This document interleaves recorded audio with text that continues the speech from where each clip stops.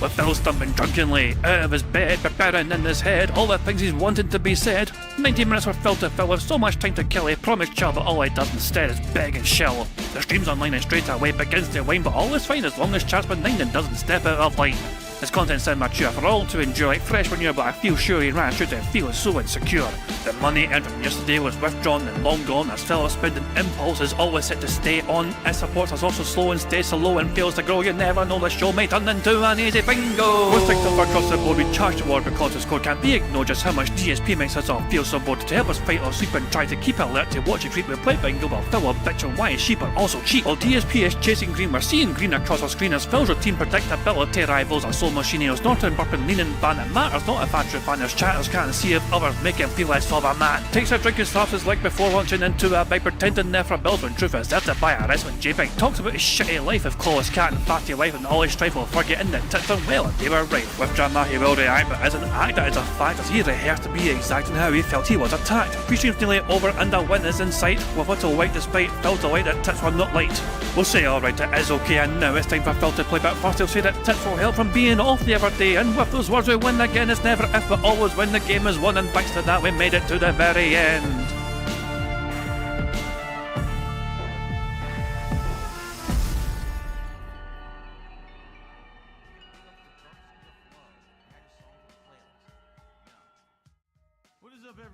Hey guys, King Jet here, and welcome to DSP Bingo for today, Sunday 27th of July 2025. I do hope you've all had a very fun, enjoyable, robust, meaningful weekend and all that jazz, but we're back. It is Sunday. Phil is playing a brand new game called Luto. No sign of the bad man yet, but I think he'll be happy because his game's apparently a very short game. So I think it'll take Phil literally 2 streams, 2 daytime streams should be enough for Phil to complete his game, because it's apparently a 6-hour game. So yeah, it won't last too long, won't run Phil's schedule for too long, but he'll probably try and drag out for as much as possible as well, to try and get as much support as possible as well. You know what he's fucking like. But yeah, no sign of the bad man yet, as I said. I do hope you've all had a very fun, enjoyable weekend. I don't have a whole lot to go over, to be honest. I mean, just because Phil had a, it was a standard Friday night for Phil, you know. He begged a lot, people gave him money, and then he's like, okay, see ya suckers, and then off he went to enjoy his weekend. A couple of interesting tweets though. So that being said, I had a tweet first of all saying big ups everybody for a great dive into the Dead Sea. So in case you're wondering, WPIG they did a Dead Sea Scrolls where they have a really deep dive into like some old Phil lore, and as part of that, there's something that happened to someone that worked at Event Hubs reached out to. That being said, after the episode, and next week they can add a lot more context thanks to them. For example, remember Philip saying it was the return of the king? DSP didn't win a single match, so Phil had this, yeah, Phil bragged way back, like way back in the day, return of the king, baby, I've been away for too long, time to make people remember who I am. Phil tied for 129th, which means he didn't win a single match. So that was unknown, but Phil didn't win a single match at this event. He was bragging that the king's return, the king's going to return, and he's going to own everyone. The king didn't win a single match upon his grand return. So yeah, he talks big online, but when he shows up in person he can't deliver. Doesn't that sound all too familiar for today? Nebra Gaming as well, I got a little tweet here. This man yells at a webcam every day, but we are mentally stunned to get it. So this is what we see obviously from the webcam's perspective, but obviously from his perspective this is what it looks like. This is what Phil sees when he is telling the internet that they're jealous of him, of his success and his accomplishments. Where this is literally his point of view here. With this fucking big, this light's on when he is filming. This light is on, So he's staring at this little camera here, ranting and raving, saying we're all jealous of him. So we're jealous of him. Well, he's staring at himself over here on his other monitor, which is broken now. Yeah, but apparently we're meant to be very envious of that. It's hilarious. One more little thing, a little clip here from Bob Starsky. I thought it was pretty good. Did you see how angry I was before I met Kat? Phil said these words on his birthday stream. Game journalist on being a better person after getting married. So remember, this quote was from April 7th of this year. My wife is my saving grace. My wife is the reason why I'm so happy.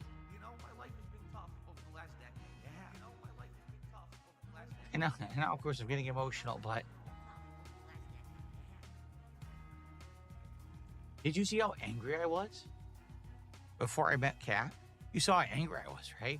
And not the past tense there, how angry I was. This guy is a cock-sucking loser. Present He day. literally only hits me with roll mash. He did it again. He literally did it again. You are a terrible fucking player and a terrible fucking human. Really, you are. You're an awful person and an awful player. You don't even understand how to play. You abuse the lag 100%. What a fucking worthless piece of shit. Jesus, yeah. You're going to see more of that, by the way, because we're going to watch Snot Brunel's compilation from Phil's Friday Night Fights, you know, activities later on. It's some good viewing later on. So there we go, good stuff indeed. Is the bad man here yet? The bad man is still not shown on his chat yet, so there you go. Jesus, man. There's a couple of random videos that were uploaded by people. Shingle Fleur uploaded this video talking about how DSP has a weird eating technique. This is a 3-minute long video. Let's see what Shingle Fleur has discovered. Oh god, I mean, yeah. Phil can't... This is an example of Phil's strength. He tries to hold his bowl up to the camera to show what the bowl is, but the bowl starts shaking uncontrollably, like he cannot hold the weight of a bowl of chicken. Watch the shaking, that's what's to happen here.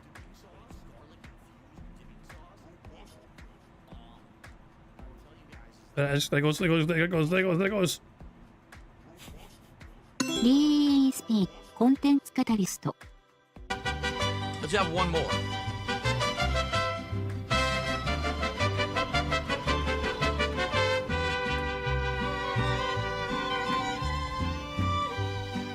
There lives a man out in Washington State, a fake Pickle. gourmet with let's no give it a sense go. of taste. And let's see if it's When any it good. comes Ready? to food, he Fried always talks pickles. out of Fried his pickles, excuse me. ass. Fried pickles. He never has been to a restaurant. All his Yeah. meals come by DoorDash.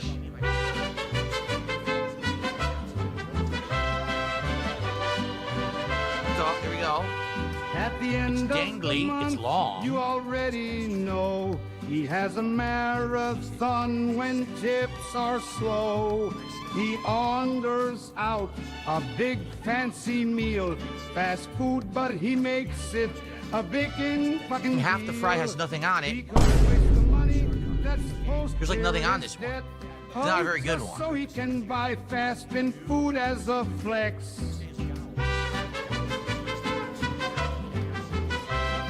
And here we go. Now that's well covered. Look how red that is. Okay, that's well covered in the Takis dust. Go down fast food, Let's see how this tastes. All in a flash. You expect the food to have this perfect Oh. presentation. Thinks his food won't slosh around okay. before it gets to its destination. Now let's try some more. Whoa, this one has an insane amount on it. Holy crap. Now with these feasts, there's one thing it can't stand. Of the fried The way shrimp, he breaded shrimp pinches from his food in his Baba. hand. Let's see if it's any good. Let's put it Right in the sauce. before Nice dip. shoving the Here we go. morsel I in like his shrimp, so here we mouth. go. Then chews with his jowls, shaking about. This is the slop that he loves. Chews like a horse more than his wife does. Philippe Renel, how you gnaw and gnash. It's like watching a terrible car crash. I'm gonna have another one before I Expecting comment. fine dining for the money that you pay, but you order from places where the workers get paid. Minimum wage.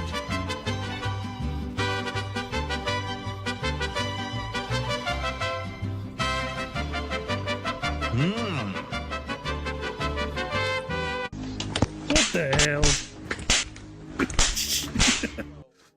What the hell, Shinko? Oh, yeah. Well, it's the ultimate question. Why does he eat like that? Yeah, it's a good question. Phil does have a very unique and odd eating style, that is what I'm sure. But then again, I guess he's trying, you could argue he's trying to ham it up because he's getting paid $1,500 to shove that food in his mouth, so he's going to try and make it as weird as possible. And not normal looking. And here's DSP saying he wanted to hit an 11-year-old girl. All right, let's continue here. I wanted to hit an 11-year-old girl. You're right. I just wanted to just, punch a girl right in the fucking face. I cop up to that one. No! What the fuck are you talking about? This all spawned from 2 years ago. I was playing this stupid VR chat thing, whatever the fuck it is. I don't even know what it is. What it's supposed to be. And there was a girl on there who obviously should not have been playing VR chat unsupervised. You could tell she was probably like 11 years old, probably accurate. That's about how old she sounded. Why the fuck her parents are letting her play VR chat, the world of disgusting people going in there saying swears and sexual things. Hold on a fucking second. Hold on a fucking second here. What? Before Phil even goes on here, the VR chat game. What is the age rating for VR chat? I'm kind of curious here. Let's just see here. I've still got a point here. VR chat, age rating, hold on. General guidelines. Well, to be fair, in order to use VR chat, you must be 13 years of age or older. And in that regard then, Phil might have had a point. Why was an 11-year-old playing VR chat?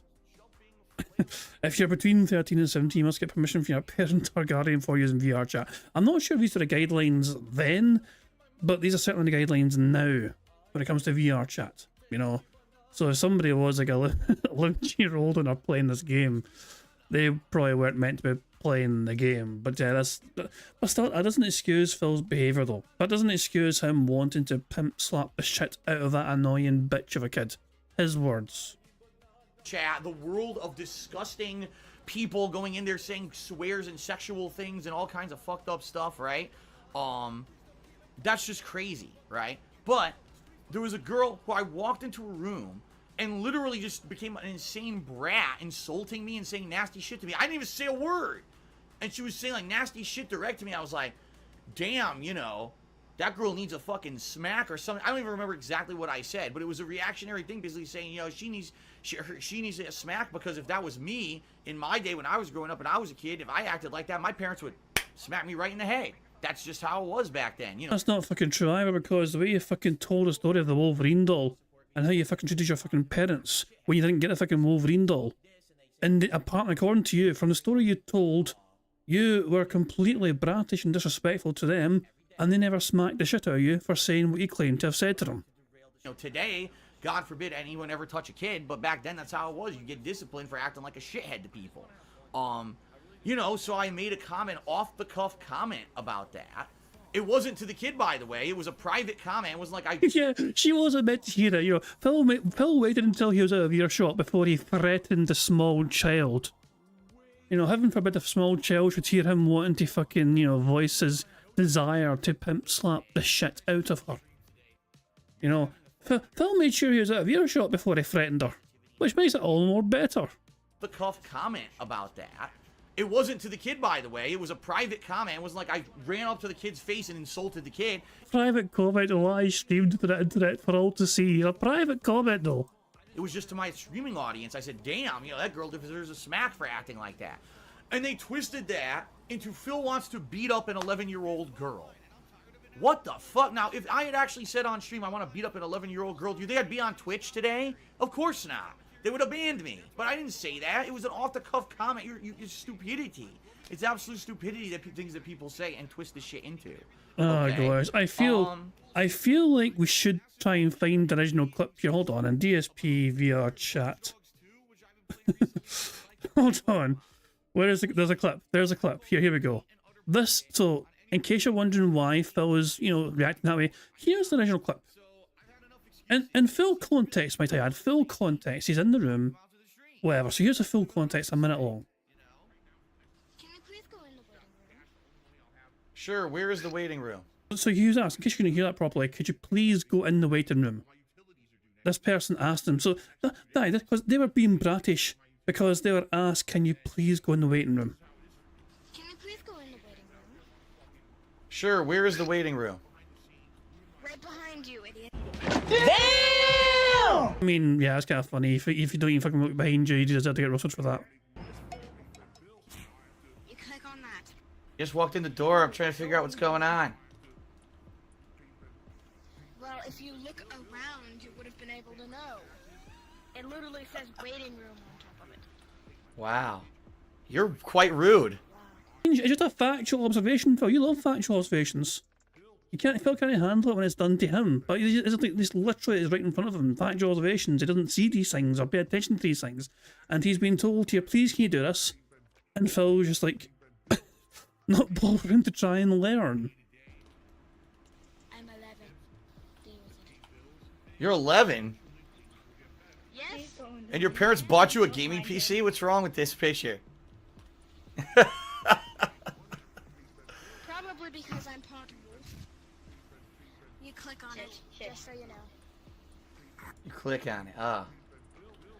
Good, now I'm away from that annoying fucking bitch of a kid who I would have slapped in real fucking life if they talked to me like that. I would have fucking pimp slapped that shit out of that. You want to know the funniest part? Phil thought he was muted.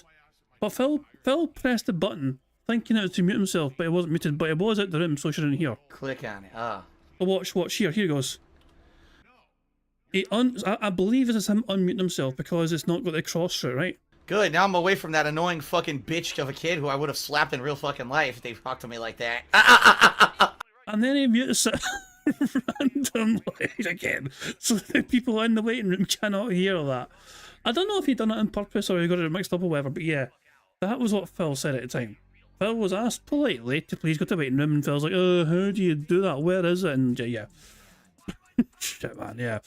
Classic DSP for there you fucking go. Oh, Phil's awake. Speaking of classic DSP, the bad man's woken up finally, so there you go. Oh god, old Phil was super duper toxic. Current Phil was also super duper toxic, but yeah, old Phil was also quite the toxic individual. Anyway, let's watch a compilation from Snort Burnell of Phil Burnell being humiliated all night by Scrubs in Cat Converses in K2. Save the pig! What the heck? A pig with a party hat. Hello, Mr. Piggy. You see, Piggy.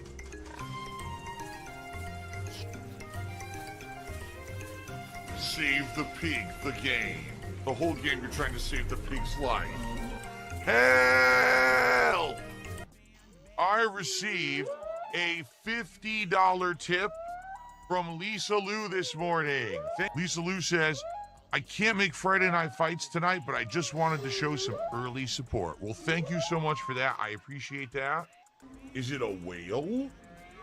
It is a whale, because it has those whale-like teeth that filter things. It looks like cones. He's got a big old eyeball. 92 people are watching me on Kick. That's a lot. That's actually a significant amount. I didn't think there would actually be that many. I thought it'd be like 70, 60 today. There's 100 people or 90-something people.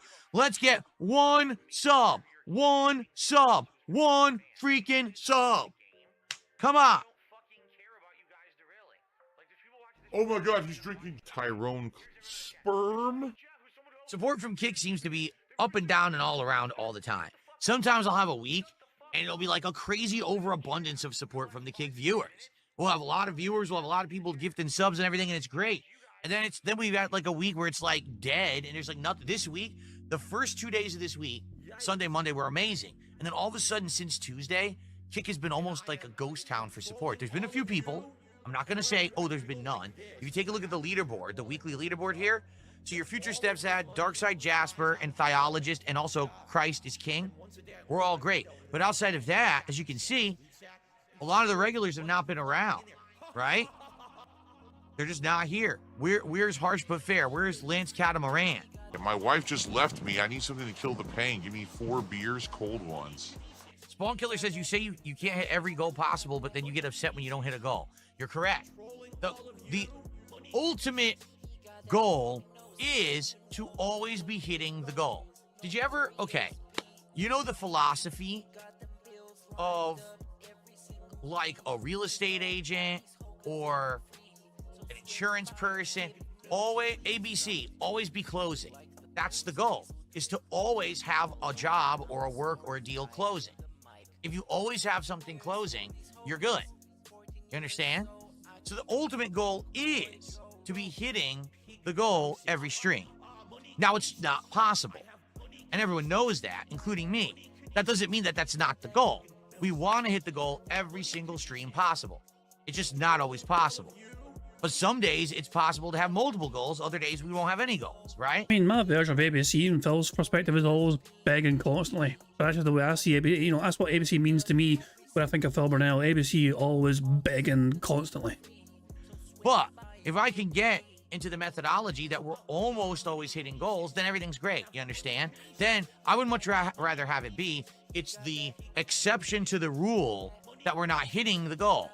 I mean, Phil, I think a more plausible question at this point in time. Some of your audience are starting to ask great questions where it's like, you know, I mean, why do you act so upset when you don't hit a goal? I think the more pressing question would be, why does Phil Burnell claim that he needs to essentially be given, you know, $300 per day, 6 days a week? Well, let's break that down, of course. I mean, I'll say you know, $150 per stream, the goal set per stream. So he streams twice a day. So $150 per stream, goal hit, happy fucking Phil. So he gets it twice a day, $300 a day. 6 days a week, $1,800. Why would Phil Burnell need $1,800 per working week to live on? It seems like a lot of money to need per week in order to live your life, Phil. You know? Last year, Phil was happy to just accept $50 per stream. It wasn't. He accepted it was a reality, and he was happy to hit at least that goal. Because like Phil still hit goals last year. You know what I mean? It wasn't every single stream, but he had 3 certain goals: $50, $100, $150, and $150 was also the ultimate aim. But 50 was a bare minimum, and 100 was acceptable to him. You know what I mean? And 150 was like, you know, fucking gravy for him. And now that mentality is all gone because Phil believes that he not only deserves more, but he seems to need more. So the question, of course, is what has changed in Phil's life that he needs a lot more money now compared to this time last year? Understand? If it's normal to be hitting a support goal, and the odd thing out is that we're not, that's good. That means I'm healthy. That means everything's safe. The business is good. I can afford stuff whenever I need it. I can get upgrades to equipment. I can afford clothes. I can afford food for my family. Everything is good. All that matters is more money. If it's the rarity that we hit the goal, that's bad. Hold on a second, hold on.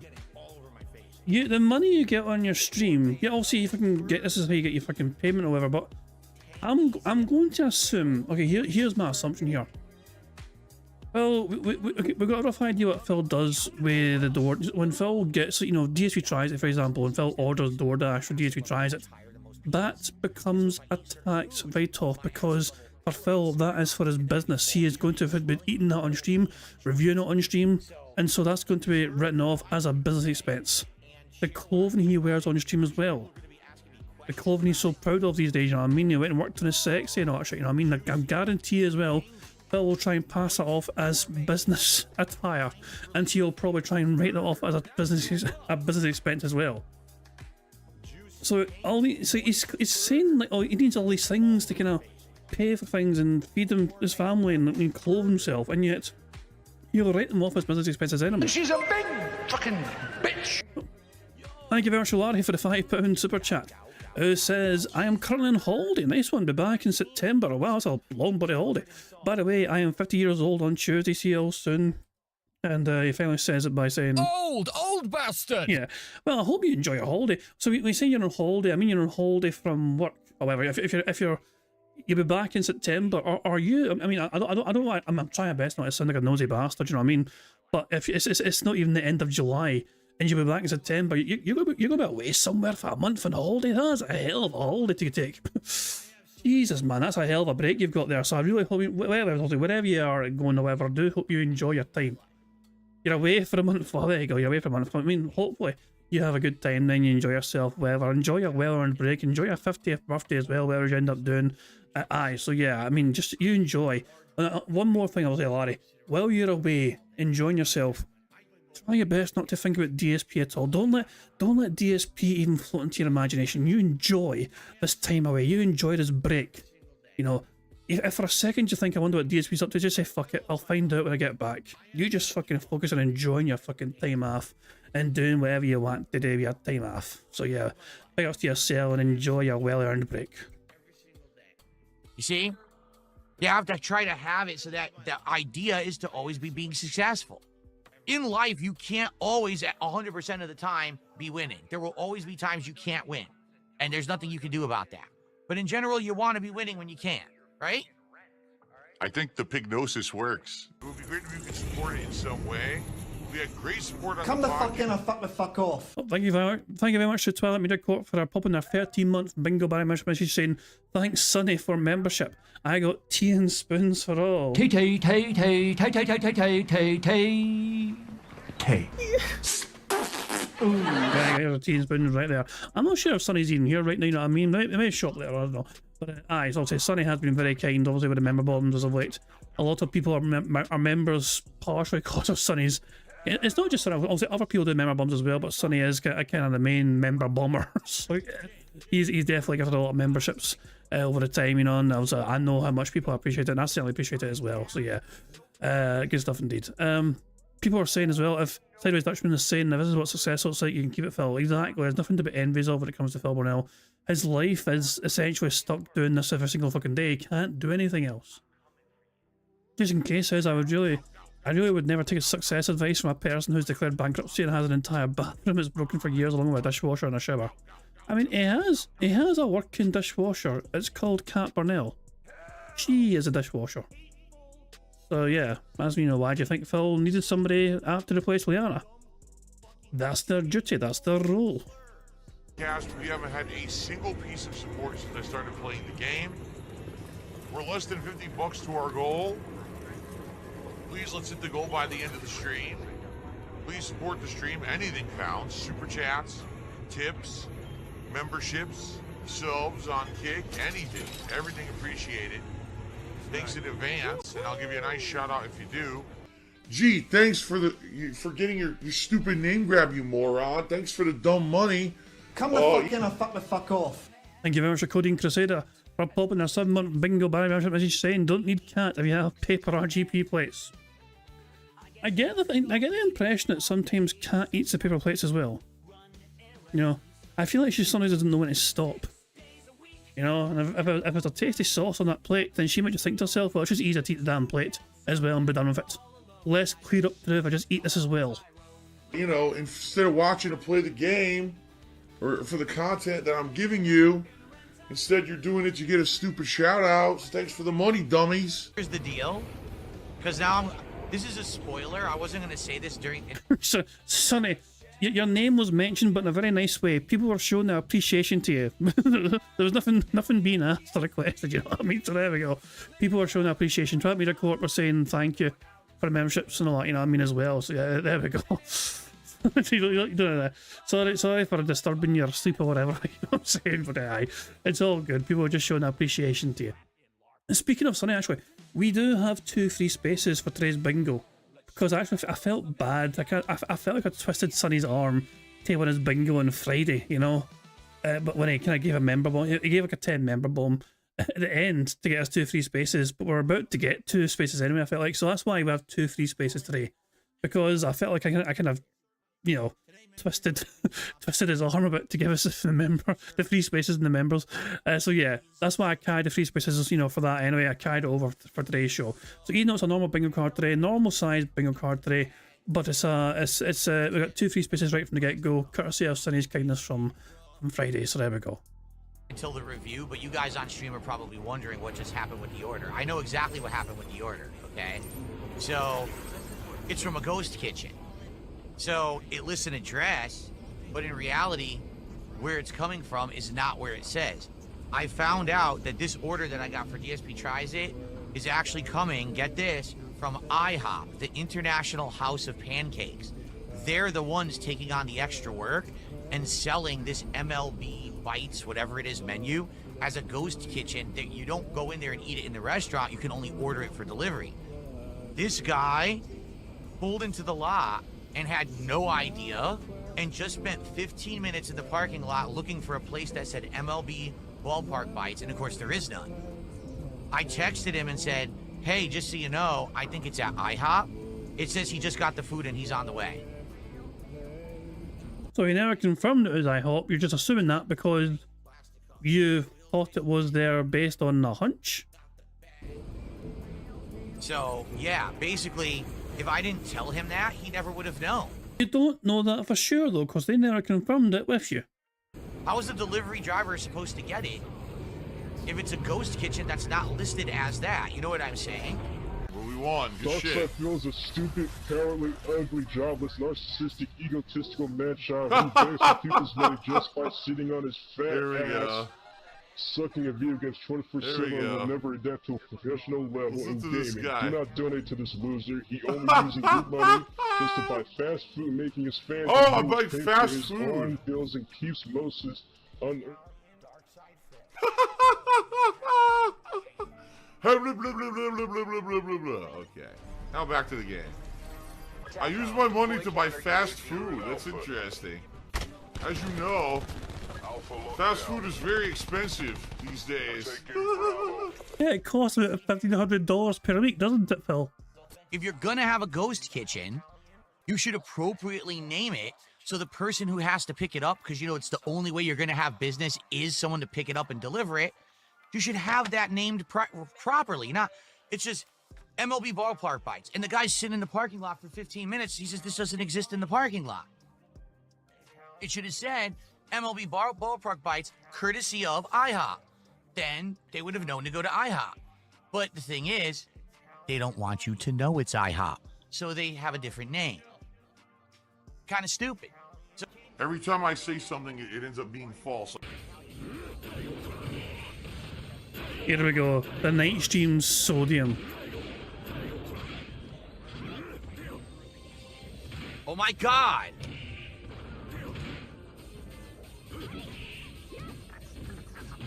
I can't do nothing because of the lag. It's not garbage. It hasn't hit me legit once yet.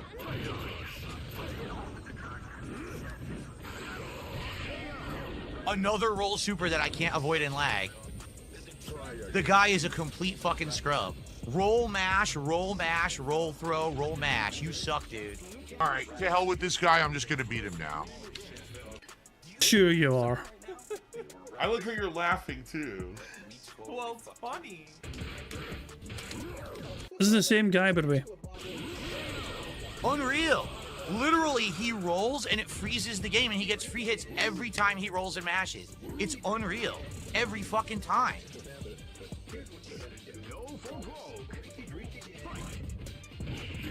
I couldn't do anything. It froze my game. Look, he did it again. If you're not doing anything, then why are you blocking? Do anything. It froze my game. Look, You're clearly blocking or trying to block, Phil. he did it again.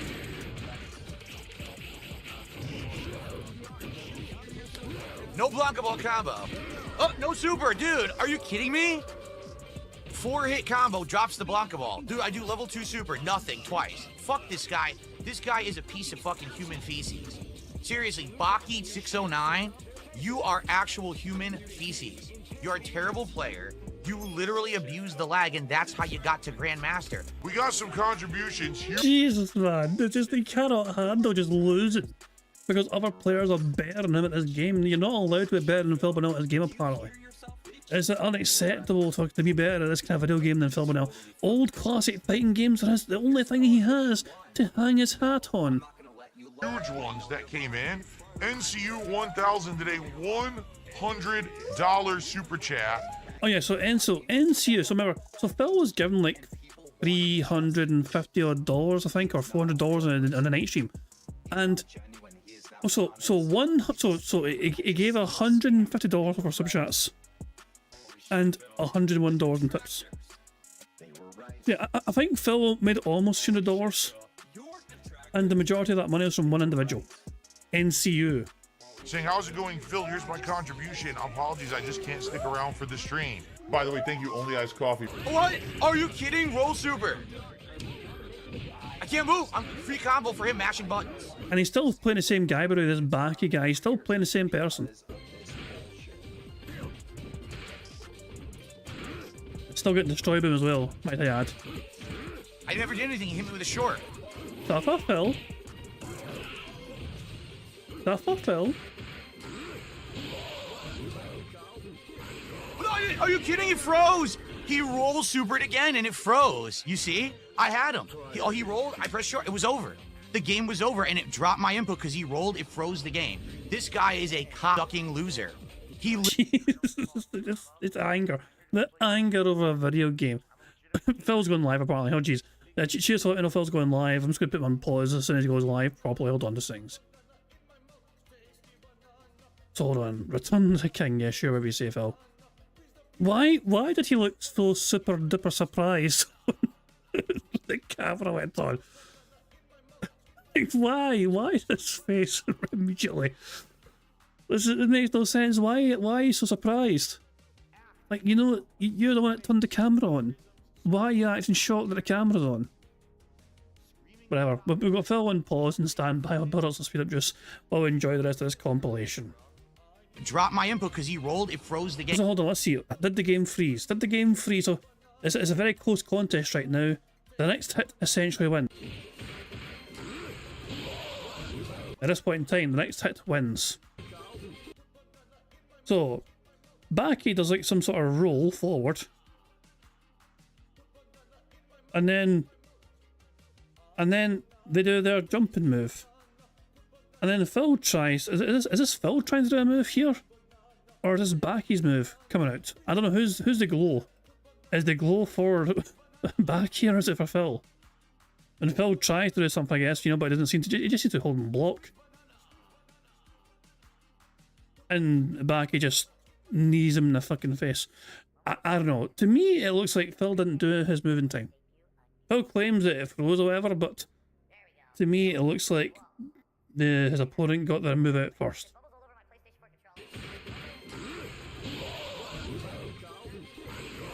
Are you kidding? It froze! He rolled supered again and it froze. You see? I had him. He rolled, I pressed short, it was over. The game was over and it dropped my input because he rolled, it froze the game. This guy is a cock-ducking loser. He literally only hits me with roll mash. He did it again. He literally did it again. You are a terrible fucking player and a terrible fucking human. Really, you are.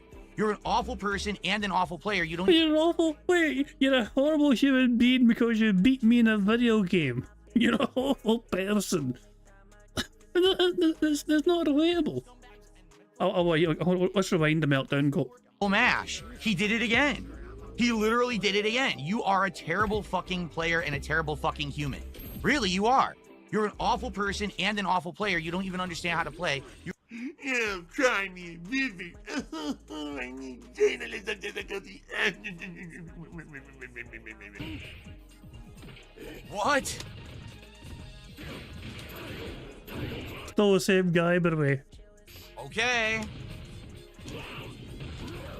To be fair, in this situation here, there does seem to be some freezing going on here. Like that. Is a bit weird. And that, there's obviously some sort of lag happening, but it's happening for both of them though. Okay, can't do anything. Oh, now he gets to block. He gets to block and punish even though I had the right timing. I'm blocking. I didn't upball, it gave me that.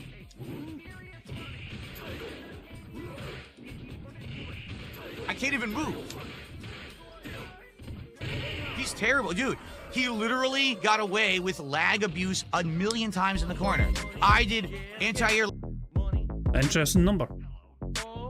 Nope. Oh god, it's Jade. Squeaky wheels. Jade tipped £1. Squeak, squeak, squeak, squeak. Good news, Daddy Philip. You can now send direct funds to the US government.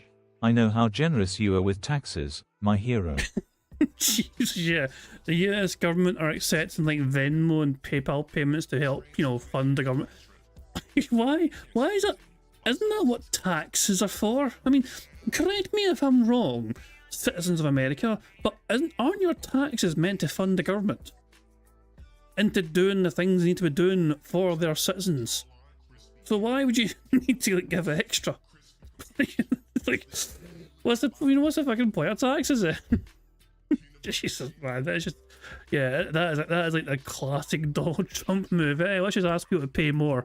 We won't call it a tax, so we'll just call it a donation, so they can give us more money.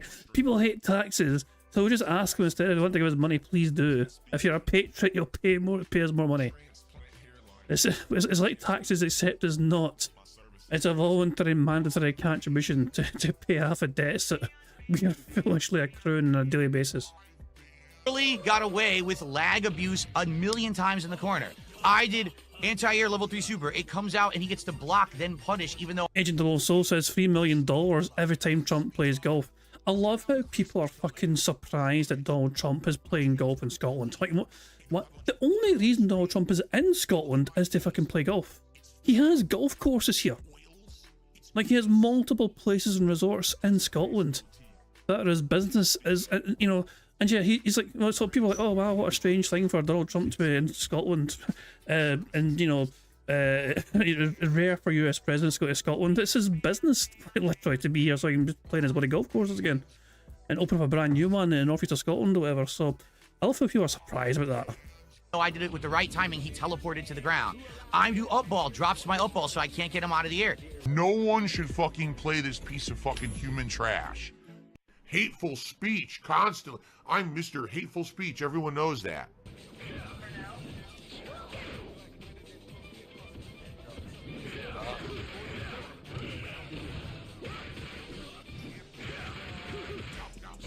Can't block. Nothing can be done. Can't react in the lag. Yep.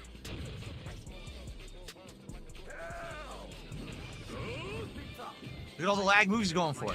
Look at that! Nothing! Yo, fuck this. These fucking scrubs are so bad. Seriously, these players are atrocious, and they all play in the lag to catch you with random shit in the lag. They literally did unsafe sweep, unsafe uppercut. I'm not doing nothing.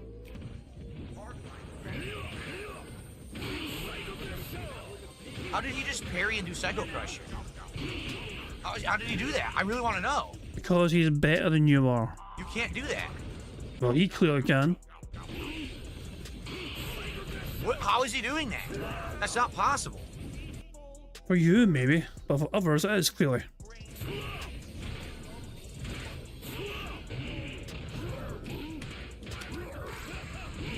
Huh?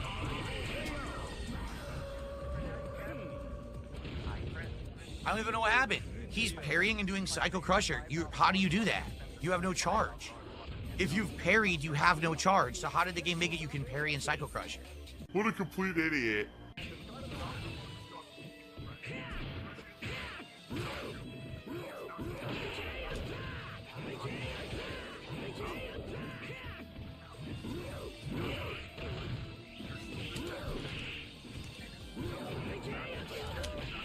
Didn't do anything, I got hit.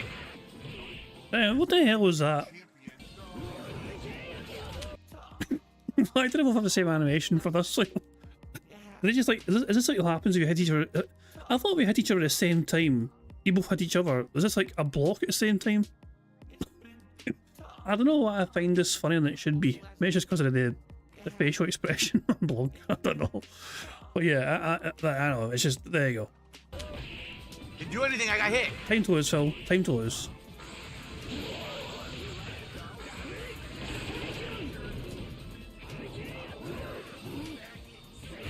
I rolled nothing. I rolled on reaction. No. You felt you reacted late. Hold on. Let's see. Hold on. Oh, okay. The move is coming. The move is coming. The move is coming. The move is coming. At no point did I see Phil even move his arms to try and avoid it. Phil's reactions are awful. Notoriously awful. He's moving forward here. When does Phil move? When does Phil react? What? Can we hear the button? Let's see if we can hear him trying to roll.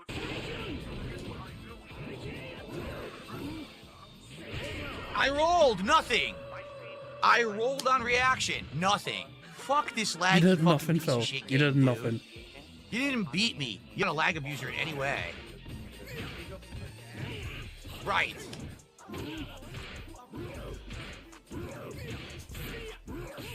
What the fuck?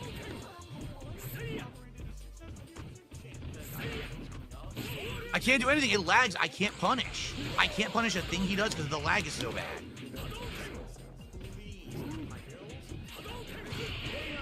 What the fuck? He instantly recovered from a fireball and got to parry? Yo, fuck this guy. You are ass. Are you kidding me? So unreal. I could just keep doing helicopter kicks in the air. You can never punish because the game freezes and lags.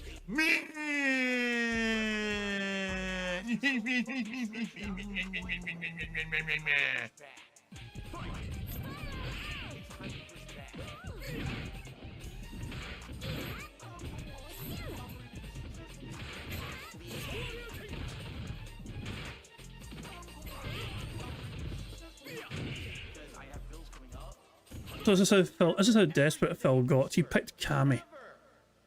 He picked Cammy because apparently Cammy's overpowered in this game. That was fucking cannon spike, nothing.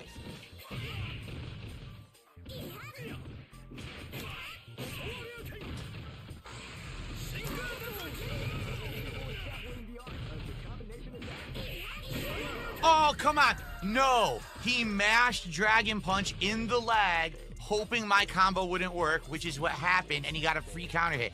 Every scrub does this now, you notice that? Every terrible player literally just mashes for Dragon Punches in the lag, hoping that it will burst through your attack and hit you. Well, you mash through lag. You have constant desperation, like wake up, mash button moves all the time.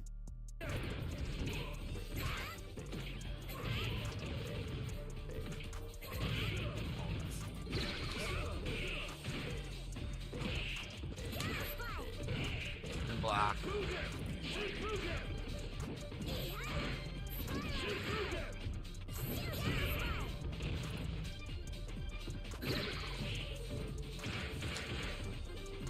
Yep. I was jumping and I was buffering the super. He landed. And I thought he was going to press a button, but he got a throw off instead and caught me.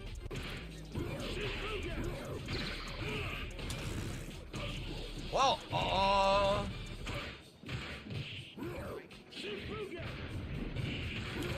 wow, no combo for me.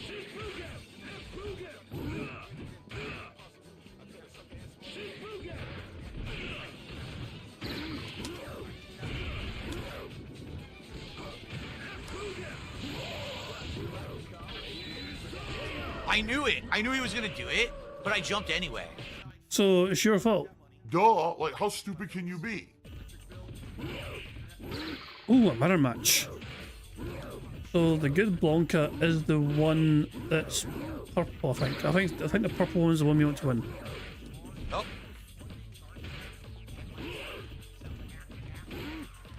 Oh wait. Got him.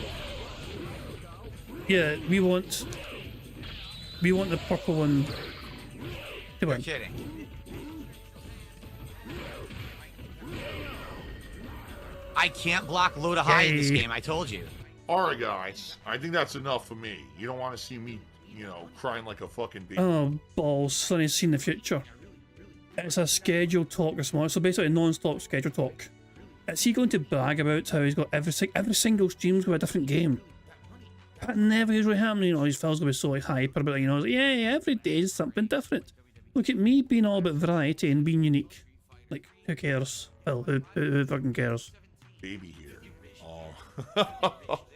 Wow. So someone, I'm not even kidding, someone tried to tip me $124 and PayPal has frozen it.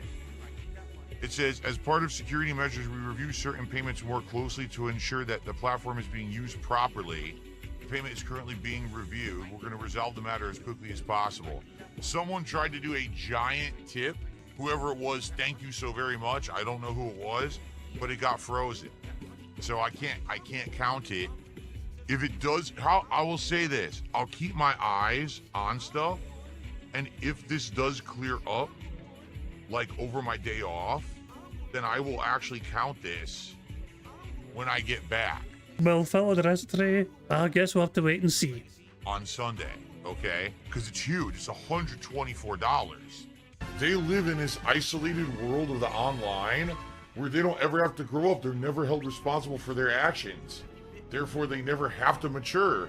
Look who's talking. They can literally be babies their entire lives. They're all basically, they are morally retarded in the fact that they never will advance to a mature level. They've retarded their own maturity by being these online people like this. It's really fucked up when you think about it. There's still this back here. And it's still in the back of my neck, the back of my head, the back of my mind, and it's always telling me it's WWE Champions time. I love it. I love it. God damn it, it's such a good outro. It's the best outro ever. There we go. Thank you very much, Snort Brunel, for another robust compilation made by yourself. A very good one indeed to enjoy. Now, obviously, it is time for some bingo antics. We're ready to play some bingo. And before we start playing bingo, we're going to need a bingo number to generate today's bingo card. So how about this?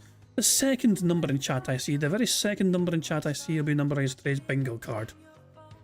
So there we go, whoever's second. The first number in chat I saw was from Mark, and the second number was from Sideways Dutchman. Sideways Dutchman is the second number in chat that appeared. So we'll be using their number of 4 to generate today's bingo card. So here we go. We need Phil to say and do the following for today's bingo stream. We need Phil to say support, him snorting, him saying the tractor or trolls, him saying honest, and him making that annoying T sound. K. Yes, quite. The second row is Phil either saying or doing Q&A, him saying would argue, edit, as what it is, and his voice cracking. The third row is Phil saying unique, allow me to explain, DC tries it. Him, messing with his RGBs or talking about RGBs. And him saying excited. The fourth row is Phil saying variety, addition, him doing a Y or a T-pose, him saying Twitter X or being on Twitter X, and him laughing randomly. The fifth and final row is Phil saying wow, content, him discussing his family in some capacity, him saying million, isn't that an interesting number, Steve? And finally him saying on demand. That is today's bingo card we have for today's show.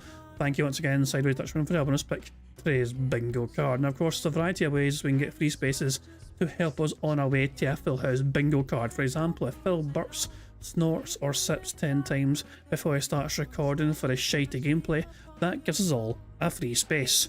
For every 6 minutes and 40 seconds that Phil begs, that also gives us a free space. If Jade shows up and Phil says hi to Jade, we get a free space. For every 5 new or rejoining members we have to the bingo streams, we get a free space for them as well. And finally, 50 likes on a bingo stream, we get 1 free space. 75 likes, we get 2 free spaces. If we manage to get 100 likes on this bingo stream before we finish playing bingo, not only will that give us free spaces, but you guys also get to enjoy the Bubbles animation made by the supremely talented Pixar Animations to celebrate the 100 likes on the bingo stream. So you guys are in full control of some of the ways we can get free spaces, but the rest of the ways are controlled by Phil and his bizarre world of functions, as well as him begging like the little bitch that he is.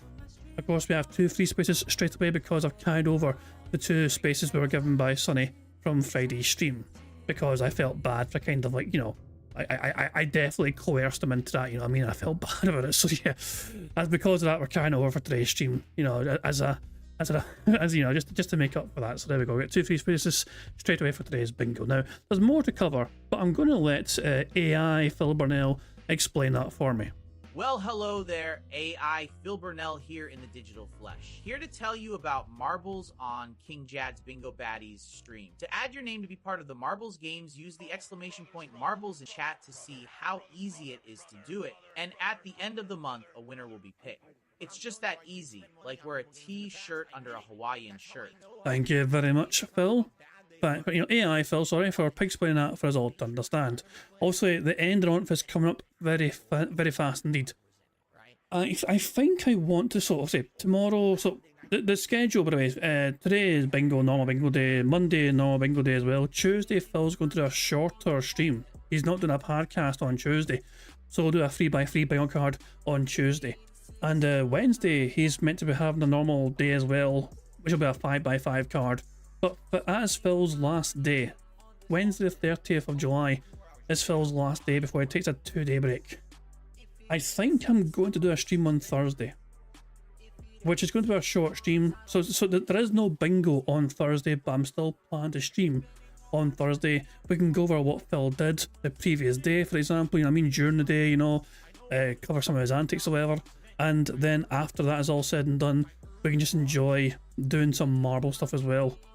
What I'm thinking on Thursday is, we can just also cover some Phil stuff from what he's done on Thursday, and then after that's done, we can do some marbles and try and actually add some more bingo prize for money as well with marbles. Because remember, there's no stream on Friday. Bingo's not happening Friday because Phil's not here. So to make up for Phil not being here on Friday, we'll have to do the thing we usually do on Fridays on the Thursday. And then after we do all the marble stuff to try and add some more bingo prize on money, then we'll have one final marble race to try and find out and determine who wins half a bingo prize on. Exactly. That's why I'm doing it. Thursday's the 31st, which is why I'm planning to stream on the 31st, because it's the final day of the month. You know? So, because of that, I feel I might as well do a stream anyway. Just because Phil's not here doesn't mean we don't try and just also have some fun. Do some marbles as well. And then we can try and pick a winner for the month of July to see who wins half that bingo prize fund, you know? So there we go. Excellent stuff indeed. So, yeah, good stuff indeed. I think I've covered all the bases. I think I've gone over all the points I wanted to go over. The only thing left for me to go through here is just to press the random Scottish soundboard button to send us off into battle once more. Oh, shut the fuck up! Alright, Moki, calm your tits. So I guess we'll just get started with bingo then. Good luck, everybody. Here we fucking go. Good morning, everyone, and welcome to DSP Gaming. It is time for the start of a brand new week. And today, it is time for the return of horror to the channel. Who fucking cares? I hope you're all doing well. I'm back. It is time to get caught up and talk about yesterday and everything that went down, and to talk about the coming week. It is a different kind of week because it's only a short one for me. However, in an unprecedented move, I am actually playing a different game for every single stream of the next straight 8 streams. Pretty crazy. So, let's see how it goes. I'm excited. I hope that you are too. And I'm ready to get caught up. So, sit back and relax, but get ready, because at any moment something could jump out and scare you, because horror has returned. Today, on the Level 1 podcast. Who cares? Who honestly fucking cares? I wasn't sure. I'm definitely at 1.5 speed. It feels like it's not, but it's definitely 1.5 speed. Jesus, man. I love how we have Phil sped up to 1.5 and it still feels so slow. Like, what are you meant to do about that? But yeah, anyway. We got 3 things ticked off already, good stuff indeed. And hopefully we can get a lot more time. Remember guys, if I miss anything on his bingo, that's one thing I forgot as well. If I miss anything on his bingo card and you guys catch it, please let me know. You know, it's a team effort here, you know. I don't intend to miss things, I just do sometimes. In my defence, it's a big bingo card, there's 25 things in that bingo card altogether, so sometimes it's hard to keep track and notice the things. If I'm missing sometimes, then yeah, please by all means let me know.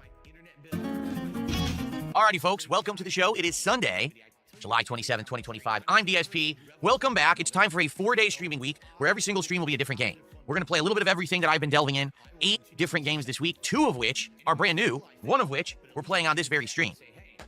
So if that ain't variety, I don't know what is. And I hope that you guys are ready for the fun. We'll talk about all of this in just a second. So how is everyone today? I hope you're doing well. I wasn't here yesterday, and now we're playing catch up, right? Like now we got to get caught up on everything. Although I think what most people did is they either saw Fantastic Four or they watched Happy Gilmore 2. It seems like that's what a lot of people are talking about right now on the internet. Anybody care what this guy thinks? No! I saw one of those 2. I actually did see Happy Gilmore 2 last night, and I'm sure people have questions about my opinions on it, but I refuse to give... Phil, I don't care about your opinions on Happy Gilmore 2. It is inconsequential to everyone. How about this? You make a video, you make a special video with your opinions on Happy Gilmore 2, and we'll see how many views it gets, eh? Don't waste your audience's fucking time on a stream talk about something they don't care about. This is a gaming channel you're on. This is DSP Gaming you're on. Do any opinions. I'm just going to withhold and keep it to myself. I'm not going to say a word about the movie. So how's everyone doing? Let's see who's here today. NJZ, Dab Hands, Chris. What's going on? Rykova, Dungeon Keeper's Mistress. AKA BKB, Samuel. All on the YouTube side, Randy. Over on the kick side, we got Perloki. We got Maiden of Virtue, Heretical Henry. Small Hourly. Returnal Reel. Icy Bob. Lightning Returns Unboxing Reel. What a nice name. I wonder what that could reference. And more. How's everyone today? Parasolo, what's going on? D-Man, how are you? Buckwell, can you see again? Have you regained your sight? Did you get your cataract surgery? Who fucking cares? Hopefully it wasn't too intrusive. All right. Yes, Dab Hands, you know, a week or 2 ago, everyone was talking about Superman. Now everyone's talking about Fantastic Four. All right. So, how is everyone? I hope you're doing well. I hope you're ready for an interesting week, to say the least. 4 straight days of variety is pretty crazy. I mean, we're not going to make much progress in anything that I play, but it is what it is. You know, if I had a 6-day week, I'd definitely be doing a lot of these games twice, but it is a shorter week, 2 days off so that I can do some errands and get caught up on a lot of stuff, appointments and things that I've been backlogged on. Try to play catch up. so that we can hit the ground running. That next week, for the first week of August, will be the opposite. It'll be a 7-day streaming week that looks like it may end with a marathon. If you remember on the podcast on Friday, we talked about this, that either on Friday, August 8th or Sunday, August 10th, I'm going to be doing a marathon. The return of the Mega Man Rage-a-thon, where I attempt to beat Mega Man 4, 5, and 6 all in one sitting on one stream while getting inebriated. We'll see how that goes. That's going to be interesting. I haven't done that since January. That was actually my first marathon of the year that got things started with a bang. So, what did I miss? Did I miss anything interesting when I was gone?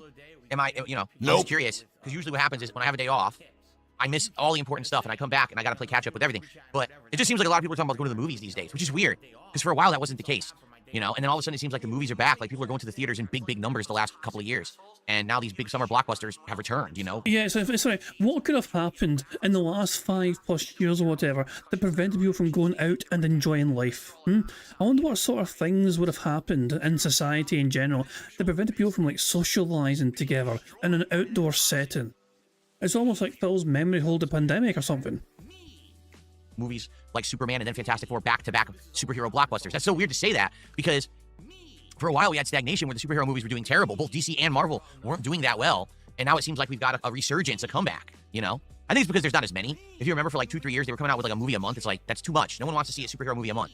You know, you completely oversaturated the market. And then it was a lot of similar schlock, similar visuals. Everything wanted to be Guardians of the Galaxy. So I think that they're finally differentiating again. And that's a good... That's far too simplistic a reason, in my opinion. From what I hear, so I'm not so... I've heard good things. I've heard very good things about Fantastic Four, and I've heard good things as well about a new Superman movie. You know, I've heard, you know, they're not perfect movies by any means, but I've heard positive things. And, like, it's like... It seems like... Not every... Like, obviously, Guardians is a very humorous movie to watch. I mean, Guardians of the Galaxy is fantastic to watch, but also has a lot of humour involved in the movies as well. A lot of kind of slapstick kind of stuff as well. Not slapstick, but yeah.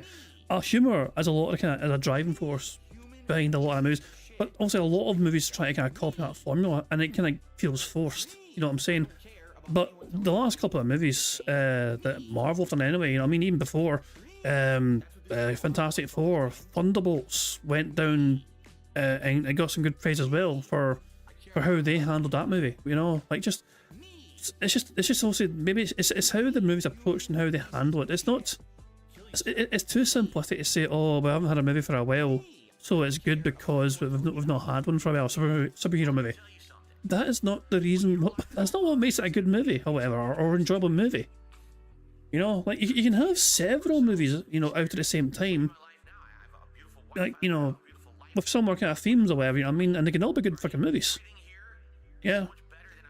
Agent 007 says Thunderbolts was good, but it bombed. I'm not surprised that it bombed, to be honest, you know what I mean, because it felt like... I mean, obviously, I think people wrote it off before they gave it a chance. I've not seen this myself either, you know.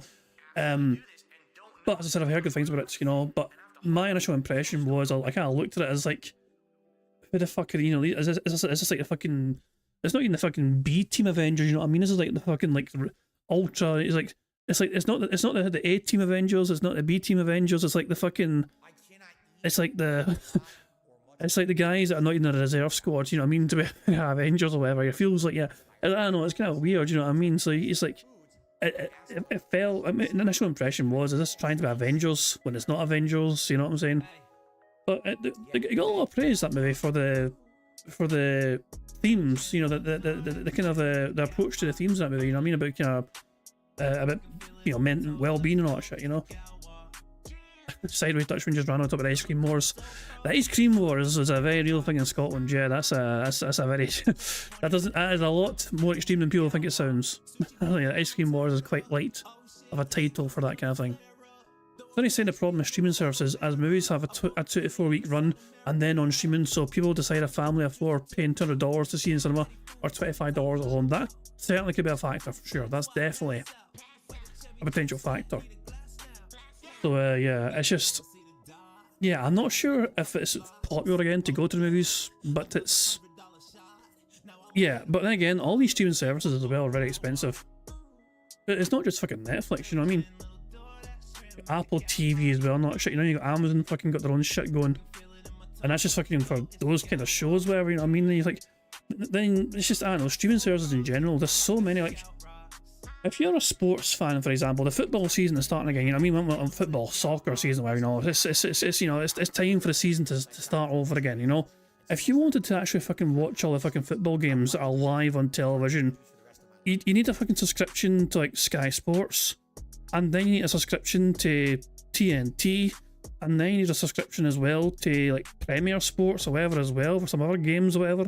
And it's like there's everything as well. DAZN TV, like, or, you know, DAZN, they went and covered like the fucking FIFA, the Club World Cup, you know, like all these things that require, you know, like you need to pay for these services if you want to watch all the games in a football season because they're all on different channels. It's not just one channel, so you can't monopolise and all. And even it's like, and that's also different competitions as well. Amazon actually had some rights to Champions League games as well. That's also one of the things, you know. And on top of all that, of course, you actually need a TV license as well, as Sideways Dutchman says. You need a TV license in the first place to watch these fucking things. I don't know. Anyway, yeah. Long story short, money. Things are too damn expensive these days, including watching Club or no. Thing, right? Big Mac says people thought COVID would kill the theaters, but that hasn't been the case at all. Well, it's sad because, you know, it did kill a lot of theaters. COVID killed a lot of businesses due to the forced lockdowns. At least in the United States, where we had forced lockdowns in a lot of places, businesses couldn't survive or thrive, and a lot of them couldn't bounce back.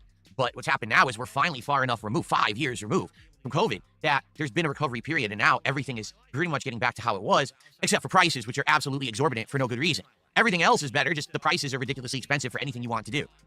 Look who's talking. $1,500 to watch him stuff his face for a fast food, and he's complaining about prices of movies elsewhere. Get out of here. But speaking of like movie theaters closing or whatever, there's a movie theatre in Glasgow called Cineworld. It's on Glasgow, you know, Glasgow City Centre. And I think at a time when it first opened, it was like the tallest movie theatre in like Europe or the world or something. It has like multiple levels, you know, very fancy looking building or whatever, you know what I mean? Cineworld in Glasgow. And apparently the latest news is that they're being sold. And I'm not entirely sure. Yeah, it looks like Cineworld in Glasgow is closing, which was a shame because it is actually a really good place to go watch a movie. You know, I've been there several times when I was younger, you know, and it was a really good place to go and, you know, just watch some of the latest movies. Whatever. I've seen many movies, you know, from way back in the fucking day. But it looks like that place is closing now, so but I'm not sure if it's going to still be a cinema or if it's going to be something different. You know, you don't fucking know these things, but it's just it's a real shame when you. Yeah, it feels like such an old person thing to say, but you kind of get used to you get used to a building being there, you know what I'm saying? You grow up with these fucking things, you grow up with a certain building or a certain business being there, and you're fucking used to seeing it there. And then, so now that the fact it's going to be, it might be going away, it just kind of feels like a part of your fucking, you know, your childhood or whatever, it's just fucking getting ripped over or something. I don't know. Maybe a bit overly dramatic on my part, I don't fucking know, but yeah. It's a shame that that sort of thing happens, but that's just fucking the way life goes. That's fucking the way business goes sometimes.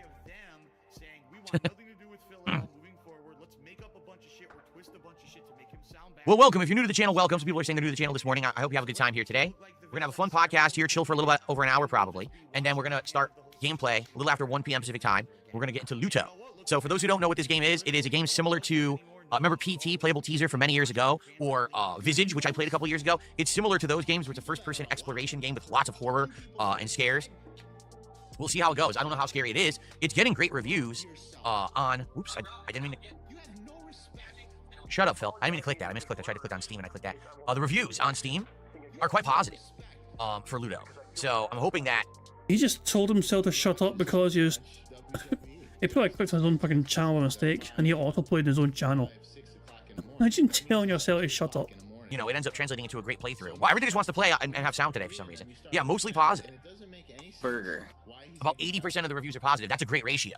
So, I'm looking forward to it. Hopefully it's short, too. Luto is only, from people are saying if you rush through it, you can beat it in 3 hours. But if you're someone like me who takes their time, looks for more stuff in the environment, messes around a bit, it could be up to 5 hours long.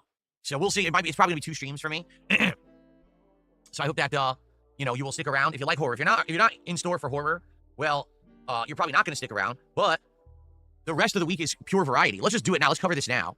I just want to show you the crazy variety that we've got coming up this week, shall we? Who fucking cares? So, let's call it a red aura today. That's kind of cool. So, as you can see, right here, today it is Luto premiering on the first stream. Tonight on the late stream, it is GTA 5 with mods on PC. That's right, GTA. I said GTA 5, I meant to say GTA 4. GTA 4 is actually one of my favorite playthroughs that I'm in the midst of right now. But sadly, it dwindled with popularity. Like, attendance and support have actually greatly reduced since I started playing it. So, we're putting it on a night stream, and hopefully it does well. I told you guys that if it actually does well for a couple of night streams, that I would bring it back to a day stream, but we have to see how it does. Let's see how it performs tonight on the late stream, okay? Tomorrow, Donkey Kong Bonanza will continue. And tomorrow night, we'll have our weekly American Truck Sim chill stream. Tuesday, we're going to have another new game premiere. I'm going to try the Tony Hawk 3 and 4 collection. I'm not sure how it's going to do. That is a very, how can I say, there's no story. It's just basically gameplay challenges. And there's a lot of gameplay, but the thing is, it is very repetitive. So I wonder what'll happen. Will people show up and engage in support, or will people get bored because we're not going to be talking that much as I'm playing it, right? I don't know. I guess we'll see. And then Minecraft this coming Tuesday night. And then on Wednesday, Death Stranding 2. And since there's no Friday gameplay this week, Wednesday night fights instead of Friday night fights. That's Capcom vs. SNK 2, my weekly fighting game stream, where I beat up Grandmasters and I rage at scrubs who roll and throw and lag. So that is the weekly schedule. I hope that sounds good. Good variety of stuff for sure. And the other thing to address and talk about is the goals, which, by the way, I like the horror font that I have today. Pretty cool, right? The goals, we're at 82 out of 90 goals hit. That is right. Support goals have been, great. We hit 2 goals last week, which is absolutely outstanding that I did so well. Thank you so much for that. Now, we have 8 goals to go for the next reward. What is the reward at 90 goals hit? DSP tries it, shake and go. This is a local chain, meaning it is a chain. There's a few of these locations around here, but it's local to me. It's not nationwide. They do gourmet burgers, sandwiches, wraps, and more. They also do a variety of sides, and they do shakes, gourmet shakes. So I would like to get probably a burger, maybe another sandwich or side, and a shake, and try out their menu. Kind of interesting because this is a place that I've never eaten. I've driven by this place a bunch, and I've never stopped to just try it. Yet I've eaten shitty fast food from, nationwide, worldwide chains like a million times. I don't know why I don't just try the local stuff, right? But Phil, you've charged your audience an astronomical amount of money a million times as well for that kind of thing. Hold on, two seconds.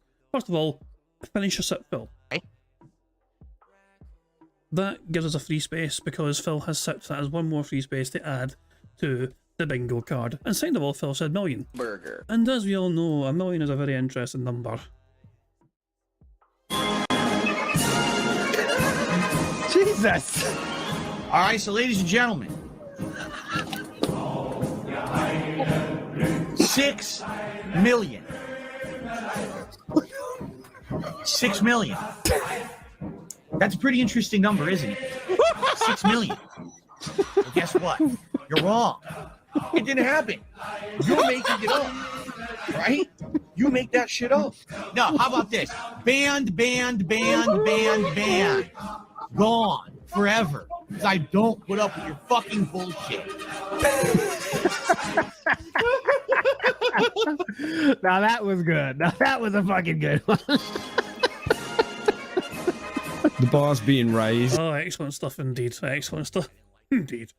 Oh hell. By the way, we side note to you. So I actually missed that being said from yesterday, but I caught them like last week. You know what I mean? It was good to see the whole gang back together. All 4 of them were together again. It's hard to kind of have that happen these days for one reason or another. You know what I mean? So yeah, it was good to see all 4 of them back together again. Yeah, big ups to you. I know, like sometimes for Sam especially, I know it's been tough for him to kind of because like it's just for a big eye. So it was good as well. And also, yeah, I've heard good things about the Dead Sea Scrolls. Oh my God! What's up? I called it at the start of the stream, Steve, about Dead Sea Scrolls, and apparently that being said, have like some more information and lore. We're all 4 reading Dead Sea Scrolls as well. I didn't realise that. So like, excellent stuff indeed.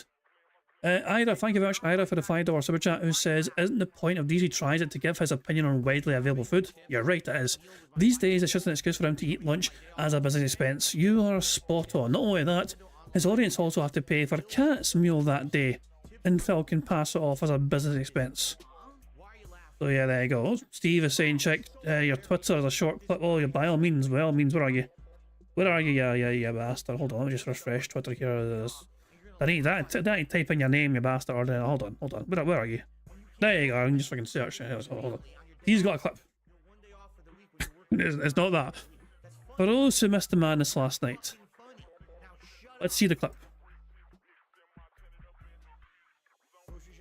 Of course, there's the trolls. Oh, the worst thing about the stream was DSP. He sucks monkey dicks. Oh my God, Phil didn't know that Storm doesn't have a level 3 super. Oh my God, yeah, that's right, because I have been doing other stuff and just fucking playing Marvel for 2 weeks, you know? So you didn't know it then, so it was a pretty fucking valid criticism, wasn't it? Yeah. Yeah. Pretty much. He's calling this guy out for being... Yeah. I'll be like King Jab. Yeah. Haywood, buddy. Money. Yeah. Money. Yeah. My birthday is Tuesday. Thank you to you're meaningful to me. You're meaningful to me, Haywood, right here. Whoa. Watch this. Make the piggy dance. It's your birthday tomorrow? Have a good one. Oh, happy birthday to you. Oh, you're taking my shit at the security checkpoint? Oh. Oh, I can take a train? Jesus Christ. Fucking hell. Oh, hell, hold on. So what's the... Hold on, 2 seconds here. That's why I get the fucking link to the... Like, Jesus. So here we go. Here's a link to the entirety of the Dead Sea Scrolls. Hold on. Fish. Fish. 2 seconds. Hold on. Share, hold on. Click, share, there you go, cool. I've not seen this shit myself either. I'm looking forward to seeing this at a later point in time to get some time to. But here's a link to the entirety of the Dead Sea Scrolls critical analysis level. So there you go. So that's good to check out later on for sure. But there we go. So there we go. I'll try and check that out later on myself as well. I'll try and check that out. So, the Dead Sea Scrolls are great because it covers things that are even before. A lot of stuff in Dead Sea Scrolls kind of predate, like Phil actually being a content creator. You know what I mean? A lot of the time, you know what I mean? So it's definitely a good deep dive into the old classic lore, like when Phil was like in his early 20s, mid 20s sometimes as well. It's always good to kind of see, you know, it being explored, whatever, and being analysed as well. Anyway, let's crack on with the bingo, shall we? So, I'm excited for that, and we already are 2 goals into our 90 goal reward, so that's excellent. Now, I do want to address something that happened during Friday Night Fights. Near the end of the stream, I received a tip, and it was a very large tip. What I can tell you, the tip was over $100, okay? PayPal froze the tip and placed it under this review process, okay?